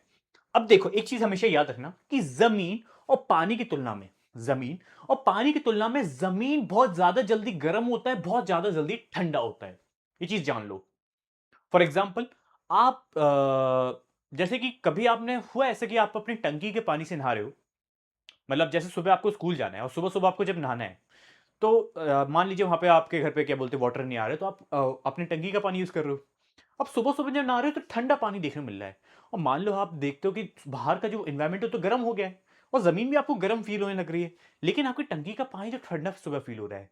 वहीं रात होते साथ आपका जमीन, मौसम थोड़ा ठंडा हो गया, जमीन थोड़ी ठंडी हो गई, लेकिन टंकी का पानी तब गर्म ही बना, बहुत देर तक गर्म बना रह रहा है।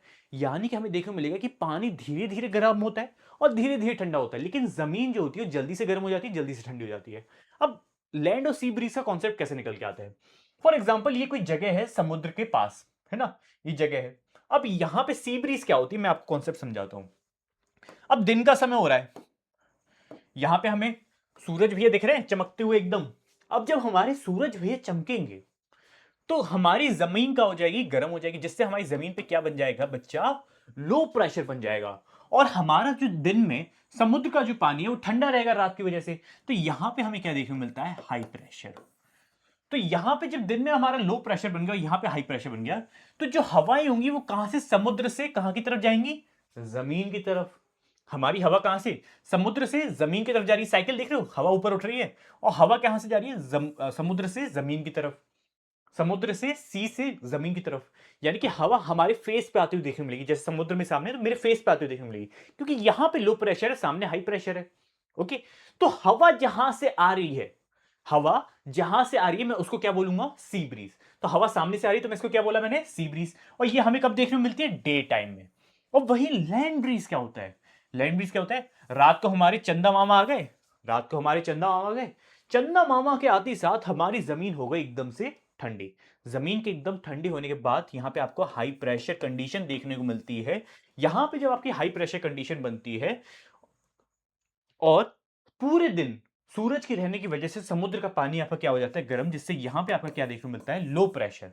तो जिस वजह से यहां पे हाई प्रेशर होने की वजह से आपकी हवा जमीन से समुद्र की तरफ चलती है, हवा जमीन से समुद्र की तरफ चलती है, जिससे इसको मैं बोलता हूं लैंड ब्रीज। क्लियर है? कभी पूछा जाएगा, इजी है आंसर करना। इसको हम लोकल विंड भी बोलते हैं, इसको हम क्या बोलते हैं? लोकल विंड भी बोलते हैं, और याद कर पाना बड़ा इजी है। सी ब्रीज बता दिया, लैंड ब्रीज बता दिया, कंफ्यूजन नहीं होना चाहिए। लाइन एनसीईआरटी की लाइनों में जाओगे कंफ्यूज हो जाओगे, यहां पे प्रैक्टिकली समझो, मस्त है, बढ़िया समझे, यही है। बाकी इसको एक पैराग्राफ को एक बार रीड आउट कर लेना, आपको सब समझ में आ जाएगा। ओके, अब अगर हम बात करें, you may have observed that weather condition often fluctuate, sometimes even within a single day. However, based on generationalized monthly atmospheric condition or common pattern over a few weeks or months, such as the day being cool or hot, windy and calm, and cloudy and bright, wet or dry. Year it's divided into season. अब हमें देखने को मिलेगा कि हमारा जो पूरा साल चला आ रहा है, हमें हमारा पूरा साल कई सारे अलग अलग सीजन्स में देखने को मिलता है। कभी हमारे साल में हमें गर्म मौसम देखने को मिलता है, कभी हमारे साल में हमें ठंडा क्लाइमेट देखने को मिलता है, और कभी हमारे साल में हमें बारिश के मौसम देखने को मिलते हैं। आइए समझते हैं आगे चल के क्या बोलना चाह रही है हमारी एनसीईआरटी। अब हम समझेंगे सीजन्स इन इंडिया, यानी कि हम इंडिया में अलग अलग सीजन्स को समझने जा रहे हैं। तो अगर मैं बात करूं सीजन्स इन इंडिया में, the climate of India can be broadly classified as tropical monsoon. The Indian meteorological department IMD has recognised 4 distinct season in India. Important है, अभी बात सुन, the climate of India broadly classified tropical monsoon, और जो meteorological department of India है ना, दो meteorological department of India वो बोलता है इंडियन क्लाइमेट को 4 कैटेगरीज में डिवाइड करता है। सबसे पहला हमारा निकल के क्या आता है, विंटर्स। अब मैंने आपको ये सब तो शायद आपने पहले पढ़ा होगा 6th 7th 8th की एनसीईआरटीज में, आप तो मेरे से अभी नए नए पढ़ना स्टार्ट हुए हो। आपने देखा होगा कि अर्थ हमारी सन के चारों तरफ रेवोल्यूशन करती है। अर्थ की टिल्टेशन की वजह से अर्थ अपने एक्सिस पे टिल्टेड है, हल्की सी झुकी हुई है, ये सब हम सबको पता है। अर्थ का अपने एक्सिस पे हल्का सा टिल्टेड होना अर्थ पे उसके नॉर्दर्न हेमिस्फीयर यानी कि जैसे फॉर एग्जांपल ये हमारी अर्थ है, हमारी ये अर्थ है, ये इक्वेटर है, इसके ऊपर का हिस्सा ये क्या है, नॉर्दर्न हेमिस्फीयर, ये इसके नीचे का हिस्सा सदर्न हेमिस्फीयर। अर्थ का जो नॉर्दर्न हेमिस्फीयर है, ये सब हमने देखा है, नॉर्दर्न हेमिस्फीयर में हमें क्या बोलते, साल में एक बार गर्मी देखने को मिलती है, साल में एक बार सर्दी देखने को मिलती है। साथ ही साथ अर्थ की टिल्टेशन की वजह से सदर्न हेमिस्फीयर में साल में एक बार गर्मी एक बार सर्दी देखने को मिलती है। ये सारी फिनोमिना जो होते हैं अर्थ के रेवोल्यूशन और इसके टिल्टेशन की वजह से हमें देखने को मिलते हैं। ये सारी हमने पहले की क्लासेस में पढ़े हैं। अभी अगर इसका बारे में अगर आपकी एनसीईआरटी में कहीं देखने को मिलेगा तो इसको भी हम डिस्कस करेंगे, बट अभी हम विंटर्स को समझते हैं। जो विंटर सीजन है, winter season generally last from December to early April, यानी कि अगर हम मोटे मोटे तौर पे देखा जाए तो विंटर्स हमें कब देखने को मिलेगी, मेनली दिसंबर और अप्रैल के महीनों तक हमें विंटर देखने को मिलता है। The coldest month of the year are December and the January, यानी कि हमें दिसंबर और जनवरी के मंथ में तो हमें एकदम खतरनाक ठंड देखने को मिलती है। When the average temperature in the north west is around 10 to 15 degree Celsius, हमें नॉर्दर्न हेमिस्फीयर में यानी कि आप कह सकते हैं नॉर्दर्न पार्ट ऑफ इंडिया में हमें एवरेज टेम्परेचर कितना निकल के आता है, 10 से लेके 15 degree Celsius. Temperature increase towards the equator, हमें देखने को मिलेगा reaching around 20 to 25 degree Celsius mainland of India in south east. अब हमें देखने को मिलेगा कि जो टेम्परेचर है, जैसे जैसे हम इक्वेटर की तरफ जाएंगे हमारा टेम्परेचर बढ़ता जाएगा। कैसे कि मैंने आपको बताया कि इंसुलेशन, सन का insulation directly Tropic of Cancer पे देखने को मिलेगा, जिस वजह से इक्वेटर के पास का रीजन थोड़ा वार्मर होगा, साथ ही साथ वहां पे आपको समुद्र का एरिया होगा, जिस वजह से समुद्र की वजह से वहां का जो क्लाइमेट होगा मॉडरेट निकल कर आएगा। उसके बाद अगर हम बात करूं समर और प्री मानसून के बारे में, समर और प्री मानसून, द समर और pre monsoon season span from April to June और up to July in the north western part of India, यानी कि समर और प्री मानसून का मौसम हमें अप्रैल से जून तक देखने को मिलेगा, और साथ ही साथ हमें कभी कभी जुलाई तक भी देख सकते हैं हम इस मौसम को। India in western in southern reason the hottest month is अप्रैल। अब इंडिया में वेस्टर्न और सदर्न रीजन में हमें जो सबसे हॉटेस्ट मंथ निकल के आता है वो होता है April. In the northern region it is May, और नॉर्दर्न रीजन में हमें मई देखने को मिलेगा। The average temperature across most inland ranges up to 32 to 40 degree Celsius. Okay, उसके बाद हम बात करने जा रहे हैं मॉनसून और रेनी, एडवांसिंग मॉनसून। अब हम किसके बारे में बात करने जा रहा हूं, मॉनसून और रेनी यानी कि advancing monsoon. The monsoon season generally span from June to September. अगर हम स्पेसिफिक मॉनसून की बात करें तो एट प्रेजेंट टाइम हमें इंडिया में मॉनसून देखने को मिलेगा, यह हमें जून से सितंबर के बीच में देखने को मिलेगा। This season is dominated by humid south west summer, humid south west summer monsoon. अब देखो क्या होता है, मैंने आपको समझाया कि इंडिया में साउथ वेस्ट मॉनसून क्यों बोला जाता है, क्योंकि ये विंड आपकी कैसे फ्लो होती है, साउथ वेस्ट डायरेक्शन में। कैसे फ्लो हो रही होती है, साउथ वेस्ट डायरेक्शन से होकर आ रही होती है, जिस वजह से इनको क्या बोलते हैं, साउथ वेस्ट मॉनसून बोलते हैं। विच slowly sweep across the country and late May and early June. Monsoon rain began to reach from North India to the beginning of October हमें देखने मिलेगा। The South India typically receive more rainfall during this time. कब? अक्टूबर के महीने में। अब क्या होता है, जब मॉनसून आपको अक्टूबर के महीने में हमें मोस्टली साउथ में बारिश देखने को मिलती है। अब बात क्या निकल के आ रही है, पोस्ट मॉनसून और retreating monsoon. The monsoon season lasts from October to December in northwestern region India, and October and November are usually cloudless. और हमें देखने को मिलेगा पोस्ट मॉनसून सीजन में कि जो मॉनसून है हमारा है, वो हमारा अक्टूबर से दिसंबर के बीच में देखने को मिलता है। कहां पे? नॉर्थ इंडिया में। लेकिन वहीं अगर मैं बात करूं नॉर्थ की, अक्टूबर से नवंबर, यहां पे हमें मोस्टली क्लाउडलेस एरिया देखने को मिलता है। The Himalayan state being more temperature and experience two additional season, autumn and spring together. Okay. Okay ये सारी चीजें हमने समझी, हमने समझा विंटर के बारे में। फिर हमें समर और प्री मानसून देखने मिलता है अप्रैल जुलाई में। फिर हमें मानसून देखने मिलता है कब? जून एंड सितंबर में। एंड पोस्ट मानसून निकल के आता है कब? अक्टूबर दिसंबर में। ओके। साथ ही साथ कौटिल्य का जो Arthashastra contain record of scientific measurement of rainfall and their practical application in managing the country revenue and relief efforts. Kautilya का अर्थशास्त्र काफी फेमस है। आप काफी बार जब भी आप हिस्ट्री, ज्योग्राफी जैसे सब्जेक्ट्स पढ़ोगे, कौटिल्य का अर्थशास्त्र बार बार इसका नाम आपके सामने आता रहेगा। ठीक है। अगर मैं बात करूं किसके बारे में, स्पेसिफिक सिर्फ मॉनसून के बारे में, तो सुनो। The climate of India strongly influenced by monsoon winds. अब जैसे जो इंडिया क्लाइमेट है कंप्लीटली जो देखने को मिलेगा वो आपको मॉनसूनल क्लाइमेट देखने को मिलता है इंडिया में। ठीक है। और ये किससे इन्फ्लुएंस होता है? मॉनसून विंड से। The sailor who came to India during the ancient time were among the first to notice the phenomena of monsoon. अब आपको अरब से कई सारे ट्रेडर्स इंडिया में आते हुए देखने को मिलेंगे जो मॉनसून विंड्स का यूज करते थे। वो क्या करते थे? अफ्रीका की टिप तक आ जाते थे। अब अफ्रीका की टिप से आपको हवा चलती हुई देखने को मिलेगी कहां पे? इंडियन पेनिनसुला की तरफ। और वो हवा का यूज करते थे किसकी तरफ आने को? इंडिया की तरफ आने को। तो जो व्यापारी लोग थे, जो ट्रेडर्स थे, वो मॉनसून विंड्स का यूज करते थे इंडिया सब कॉन्टिनेंट की तरफ आने को। They benefited from the reversal of the wind system as they travel by sailing ship at mercy of the winds. The Arab who had also came to India as trader named the season and reversal of the wind system monsoon and derived from the Arabic word mausim. जो monsoon शब्द है वो एक Arabic word से निकल के आया है। कौन? मौसम, which literally means season. Okay. साथ ही साथ monsoon winds are seasonal winds. जो मॉनसून विंड्स होती हैं उसको हम क्या बोलते हैं? Seasonal winds. They can be characterize into south west and north east monsoon. The south west monsoon also known as a summer monsoon, and it is characterized by the wind blowing from sea to land across the Indian Ocean, Arabian Sea and the Bay of Bengal between June and September। यानी कि south west monsoon जिसको हम क्या बोल सकते हैं, जिसको हम बोलते हैं ऑल्सो कैरेक्टराइज्ड बाय, हमें देखने को मिलेगा कि जो साउथ वेस्ट मॉनसून है इंडियन ओशन से मॉइस्चर उठाता है, अरेबियन सी से मॉइस्चर उठाता है, बे ऑफ बंगाल से मॉइस्चर उठा के जमीन की तरफ आता है। Okay. It is mainly caused by the unequal heating. जाहिर सी बात है, it is caused by the unequal heating. जैसे मैंने आपको बताया, जमीन के एरिया में आपको लो प्रेशर का डेवलपमेंट होगा, वहीं पानी में हाई प्रेशर का, जिससे अनइक्वल प्रेशर का डेवलपमेंट होने की वजह से आपको ये जमीन पे मॉइस्चर लेकर आते हैं हवाएं। कहां से? समुद्र से। Okay. During the summer the land mass of India heat up faster than surrounding ocean. जाहिर सी बात है, this create a low pressure area over the Indian subcontinent while the Indian Ocean remain relatively cooler and has high pressure। ये सब चीजें मैंने आपको समझाई हैं कि जो गर्मियों में हमें इंडियन सबकॉन्टिनेंट जो है काफी जल्दी गर्म हो जाता है एज कंपेयर टू हमारा कौन सा एरिया? हमारा समुद्र का एरिया, जो हमारे ओशन जगह है। तो जिस वजह से आपका अनइवन प्रेशर का डेवलपमेंट की वजह से आपकी हवा चलना स्टार्ट हो जाती है high pressure to low pressure. Okay.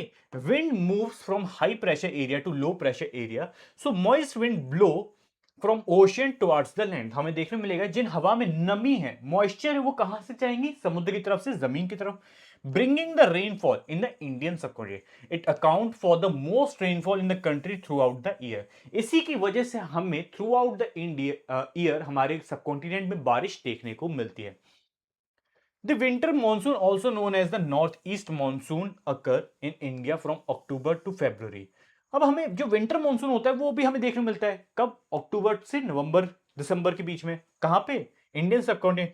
During this season the Indian landmass cool faster than the surrounding occur, creating a high pressure area and overall as compare to overall sea places. तो जिस वजह से ये देखो monsoon wind चलती हुई दिख रही है आपको कैसे इंडियन सबकॉन्टिनेंट में.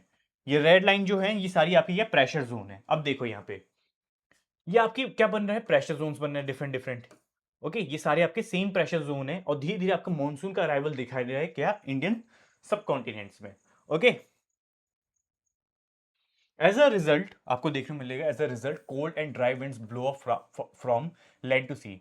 These winds generally do not bring rainfall to most part of India. However, when the northeast monsoon winds pass over Bay of Bengal, they pick up moisture and cause rainfall in the eastern coast of India.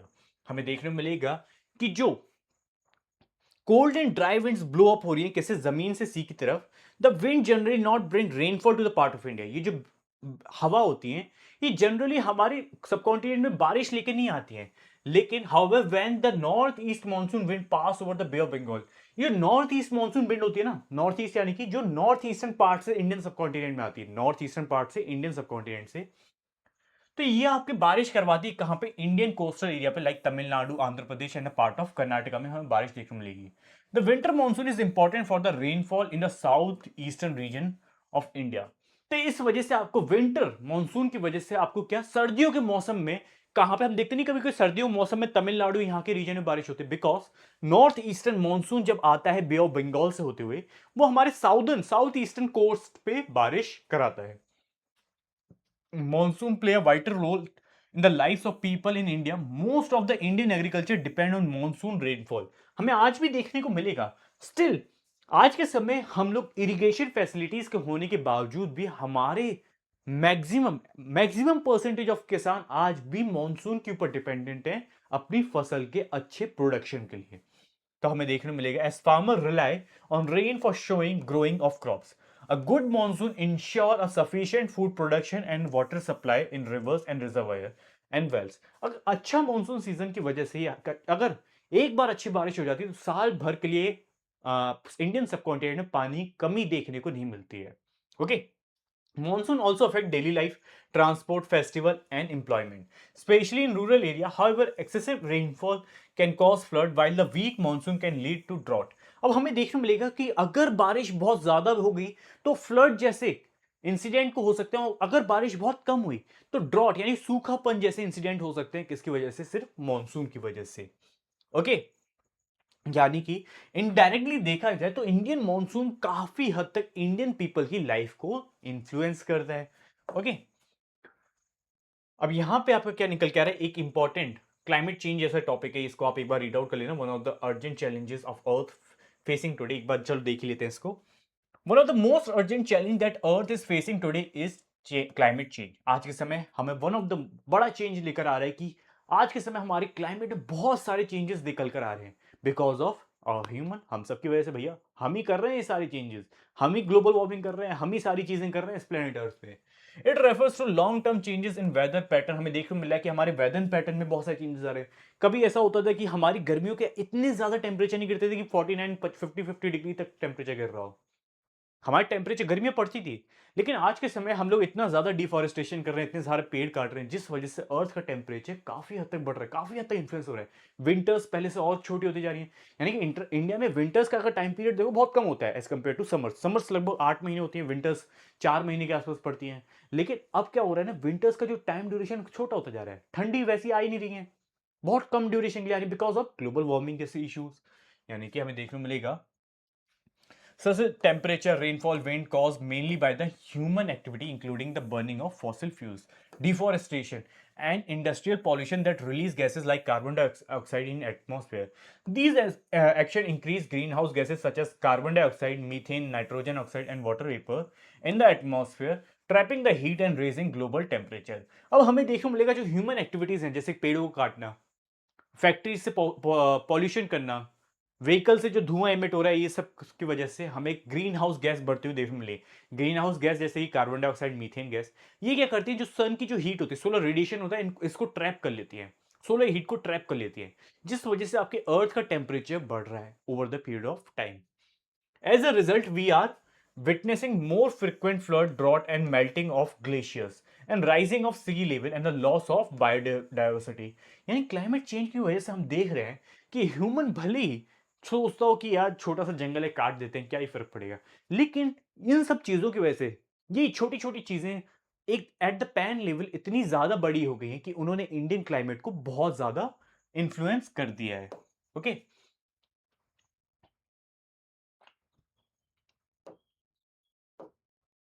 अब पंजाब की flood को discuss कर लेते हैं। एक case study दी है आपके NCERT में, पंजाब फ्लड 2025, काफी फेमस भी हुआ था।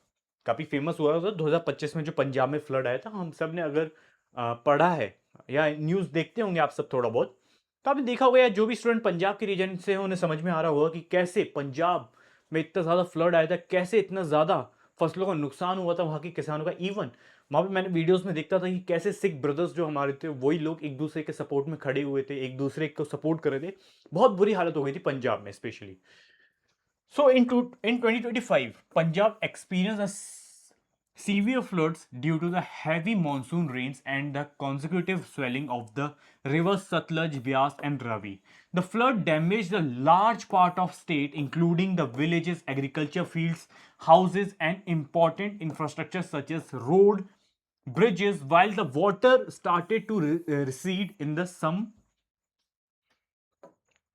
in some places and relief operation were carried out। हमें देखने को मिलेगा कि पंजाब में जो 2025 में जो फ्लड आया था, जो हमारी नदियां हैं रवि, ब्यास, सतलज, इन नदियों में पानी इतना ज्यादा आ गया था, सडनली इतना ज्यादा वाटर लेवल बढ़ा था बारिश की वजह से। 2025 में बहुत बारिश हुई थी। आप देखोगे कि इंडियन पेनिनसुला में इतने काफी सालों से बारिश नहीं हुई थी जितनी 2025 में देखने को मिलती है, जिस वजह से पंजाब में फ्लड लाइक सिचुएशन बनकर आई। लाइफ लोगों की इतनी ज्यादा अफेक्ट हुई, लोगों के घर पानी के अंदर डूब गए, खेत, एग्रीकल्चर फील्ड जो थे वो सारे पानी के अंदर डूब गए। साथ ही साथ हमें देखने मिलेगा the state suffer heavy economic loss देखने मिलेगा, and social disruption and the environmental damage, underscoring the urgent need of improved flood management and preparedness. इसकी वजह से लोगों के अंदर सडन अवेयरनेस जनरेट हुई कि हमें ये सिचुएशन जो एक बार आई है, दोबारा इन फ्यूचर कभी ऐसी सिचुएशन पंजाब में ना आए। हमारे अंदर ऐसी अवेयरनेस डेवलप हुई, कहां पे, लोगों के अंदर, पंजाब में। कॉजेज की अगर बात करी जाए कि फ्लड की कॉजेज क्या थे, the flood in Punjab resulted from both natural and human made factors. दोनों फैक्टर्स थे, नेचुरल फैक्टर भी था। नेचुरल फैक्टर क्या, सडन इतना ज्यादा बारिश हो जाना, और ह्यूमन फैक्टर जैसे कि डिफॉरेस्टेशन जैसे programme, proper embankment, proper management ना करना सिटीज के अंदर कि फ्लड को मैनेज करा जा सके। Natural cause in 2025, Punjab faced very heavy monsoon rain which were intensified by the western disturbance that brought even more moisture in the rain। अब क्या होता है, वेस्टर्न डिस्टर्बेंस यानी जो मेडिटेरियन सी से जो हवा चल रही है वहां से भी मॉइस्चर उठ के आया, और वहां से जो मॉइस्चर उठ के आया और बारिश होने लग गई, जिस वजह से हमें सडन क्या बोलते वाटर का लेवल बढ़ता हुआ देखने को मिलता है। कहां पे, पंजाब में। It rain not only in Punjab but also in Himachal Pradesh and Jammu Kashmir. The major river of Punjab like Satluj, Byas and Ravi and Ghaggar were already flowing higher before the heavy rain begin। और जब हैवी रेन, यहाँ पे जब बारिश ही नहीं हुई रही है इतनी तेज, उससे पहले ये नदियों क्या बोलते ओवरफ्लो कर रही है, लेकिन बारिश के बाद, एक्सट्रीम रेनफॉल के बाद यहाँ पे वाटर लेवल सडनली बढ़ा। तो जब यहाँ पे जब वाटर लेवल बढ़ता है तो आपको देखने को मिलेगा when additional rain fell, the water from the hills and local rainfall caused river to overflow and leading to serve as flooding in many parts of Punjab। Okay, साथ ही साथ ह्यूमन मेड कॉज क्या क्या निकल के आते हैं। The flood were further aggravated by weak and old river embankment. अब हमें देखने को मिलेगा कि कई सारे ओल्ड रिवर इंबैकमेंट देखने को मिलते हैं। इंबैकमेंट नदी और कैनाल के आसपास बनाए जाते हैं जो वाटर को ओवरफ्लो होने से रोकते हैं। साथ ही साथ देखने को मिलेगा कि दूषी बंद which could not stop raising water during the heavy monsoon People had also built house and farm too close to the river and reducing the natural space where flood water could spread safely. अब हमें देखने को मिलेगा कि आज भी हम देखते हैं कि नदी के आसपास के एरिया में लोग घर बनाते हैं, है ना? क्योंकि वहां पे घर सस्ते में मिल जाते हैं या फिर फ्री ऑफ कॉस्ट अपने घर बना लेते हैं। साथ ही साथ वहां के आसपास के एरिया में वो लोग खेती करना स्टार्ट कर देते हैं। जमीन कोई वैसी नहीं होती, किसी की पर्सनल जमीन नहीं होती, खेती करते हैं, जो उत्पादन या जो प्रोडक्शन होता है उसको बेच देते हैं। जिस वजह से नदी के पास एक ब्रॉड एरिया नहीं होता है जहां पे वो बह पाए। अब नदी के पास कम एरिया बचा, यहाँ पे लोगों ने घर बना लिए, तो नदी का पानी कहाँ, उन घरों के अंदर ही तो घुसेगा जाके, जाहिर सी बात है। तो हमें देखने को मिलेगा कि over the time silt and mud had collected in a river and dams, reducing their capacity to hold and carry water. In some area, flood warning came late and were not clear communication. अब हमें कुछ area ऐसे देखने को मिलेंगे जहां पे flood warning जो होती है, यानी कि कहीं बाढ़ आ गई उसके बारे में और लोगों को बताना, वो कम्युनिकेशन मिस इश्यूज देखने को मिलते हैं, जिस वजह से लोगों तक इंफॉर्मेशन राइट टाइम पे नहीं पहुंच रही, जिस वजह से आपको ये सारी सिचुएशन देखने को मिलती है। All this factor together increase the damage caused by the flood. Effect of flood in Punjab.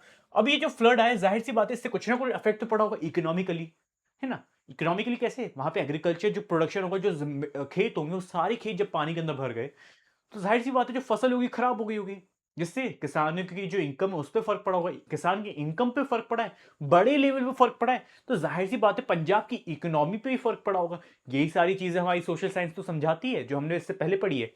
तो many people lost their lives in the flood. Thousands of people had to leave their homes and move relief camp for safety. Large area or farmland were covered with the water and crops like paddy was served as damage. Poultry and dairy farms were damaged and destroyed. Many animals including cow, buffalo and chicken got sick or died. हमें इस समय देखने को मिलेगा कई सारे poultry farms में जो एनिमल्स होते हैं उन समय इस समय उनकी या तो तबीयत खराब हो जाती है because of sudden heavy rain, and या तो वो उनकी बीमार होने की वजह से डेथ हो जाती है। Road and bridges, border fence and some public buildings were also damage. हमें देखने को मिलेगा कि पंजाब में जो बॉर्डर है, बॉर्डर एरिया है, साथ ही साथ जो रोड एंड ब्रिजेस हैं, ये सारे वहां पे डैमेज देखने को मिलते हैं। साथ ही murky standing water cause health problems including the spread of water borne diseases and sanitation concern. हमें साथ ही साथ यहाँ पे वाटर बोर्न, पानी से फैलने वाली बीमारियां हमें देखने को मिलती है कहां पे? पंजाब रीजन में। Okay, so with that, before we move on, the earth atmosphere is made up of different gases, mainly nitrogen, oxygen, along with a small amount of gases like water vapor and dust support life, help to forming the cloud causing rainfall. The atmosphere is made up of different layers। ये सारी चीजें तो हमने देख ली हैं भाई। Okay, सो इसी के साथ हमने पूरी एनसीईआरटी को, जो एटमॉस्फेयर चैप्टर नंबर 3 था, हमने सारा डिस्कस करा। जो जो फैक्टर्स हो सकते थे आपके एग्जाम पॉइंट ऑफ व्यू से, सारे फैक्टर्स को हमने पढ़ा, जाना और समझा। इसी के साथ आज की क्लास को हम खत्म करते हैं। Before ending the class, video अच्छा लगा हो, चैनल को सब्सक्राइब करना, या कोई भी डाउट हो तो अपने डाउट्स आप कमेंट सेक्शन में पूछ सकते हो, और साथ ही साथ जो क्वेश्चन मैंने आप लोगों से पूछा है उसका आंसर कमेंट सेक्शन में जरूर करना। विद दैट आज की क्लास को यहीं खत्म करते हैं, फिर मिलते हैं। Bye bye, tata, take care and जय हिंद, बाय।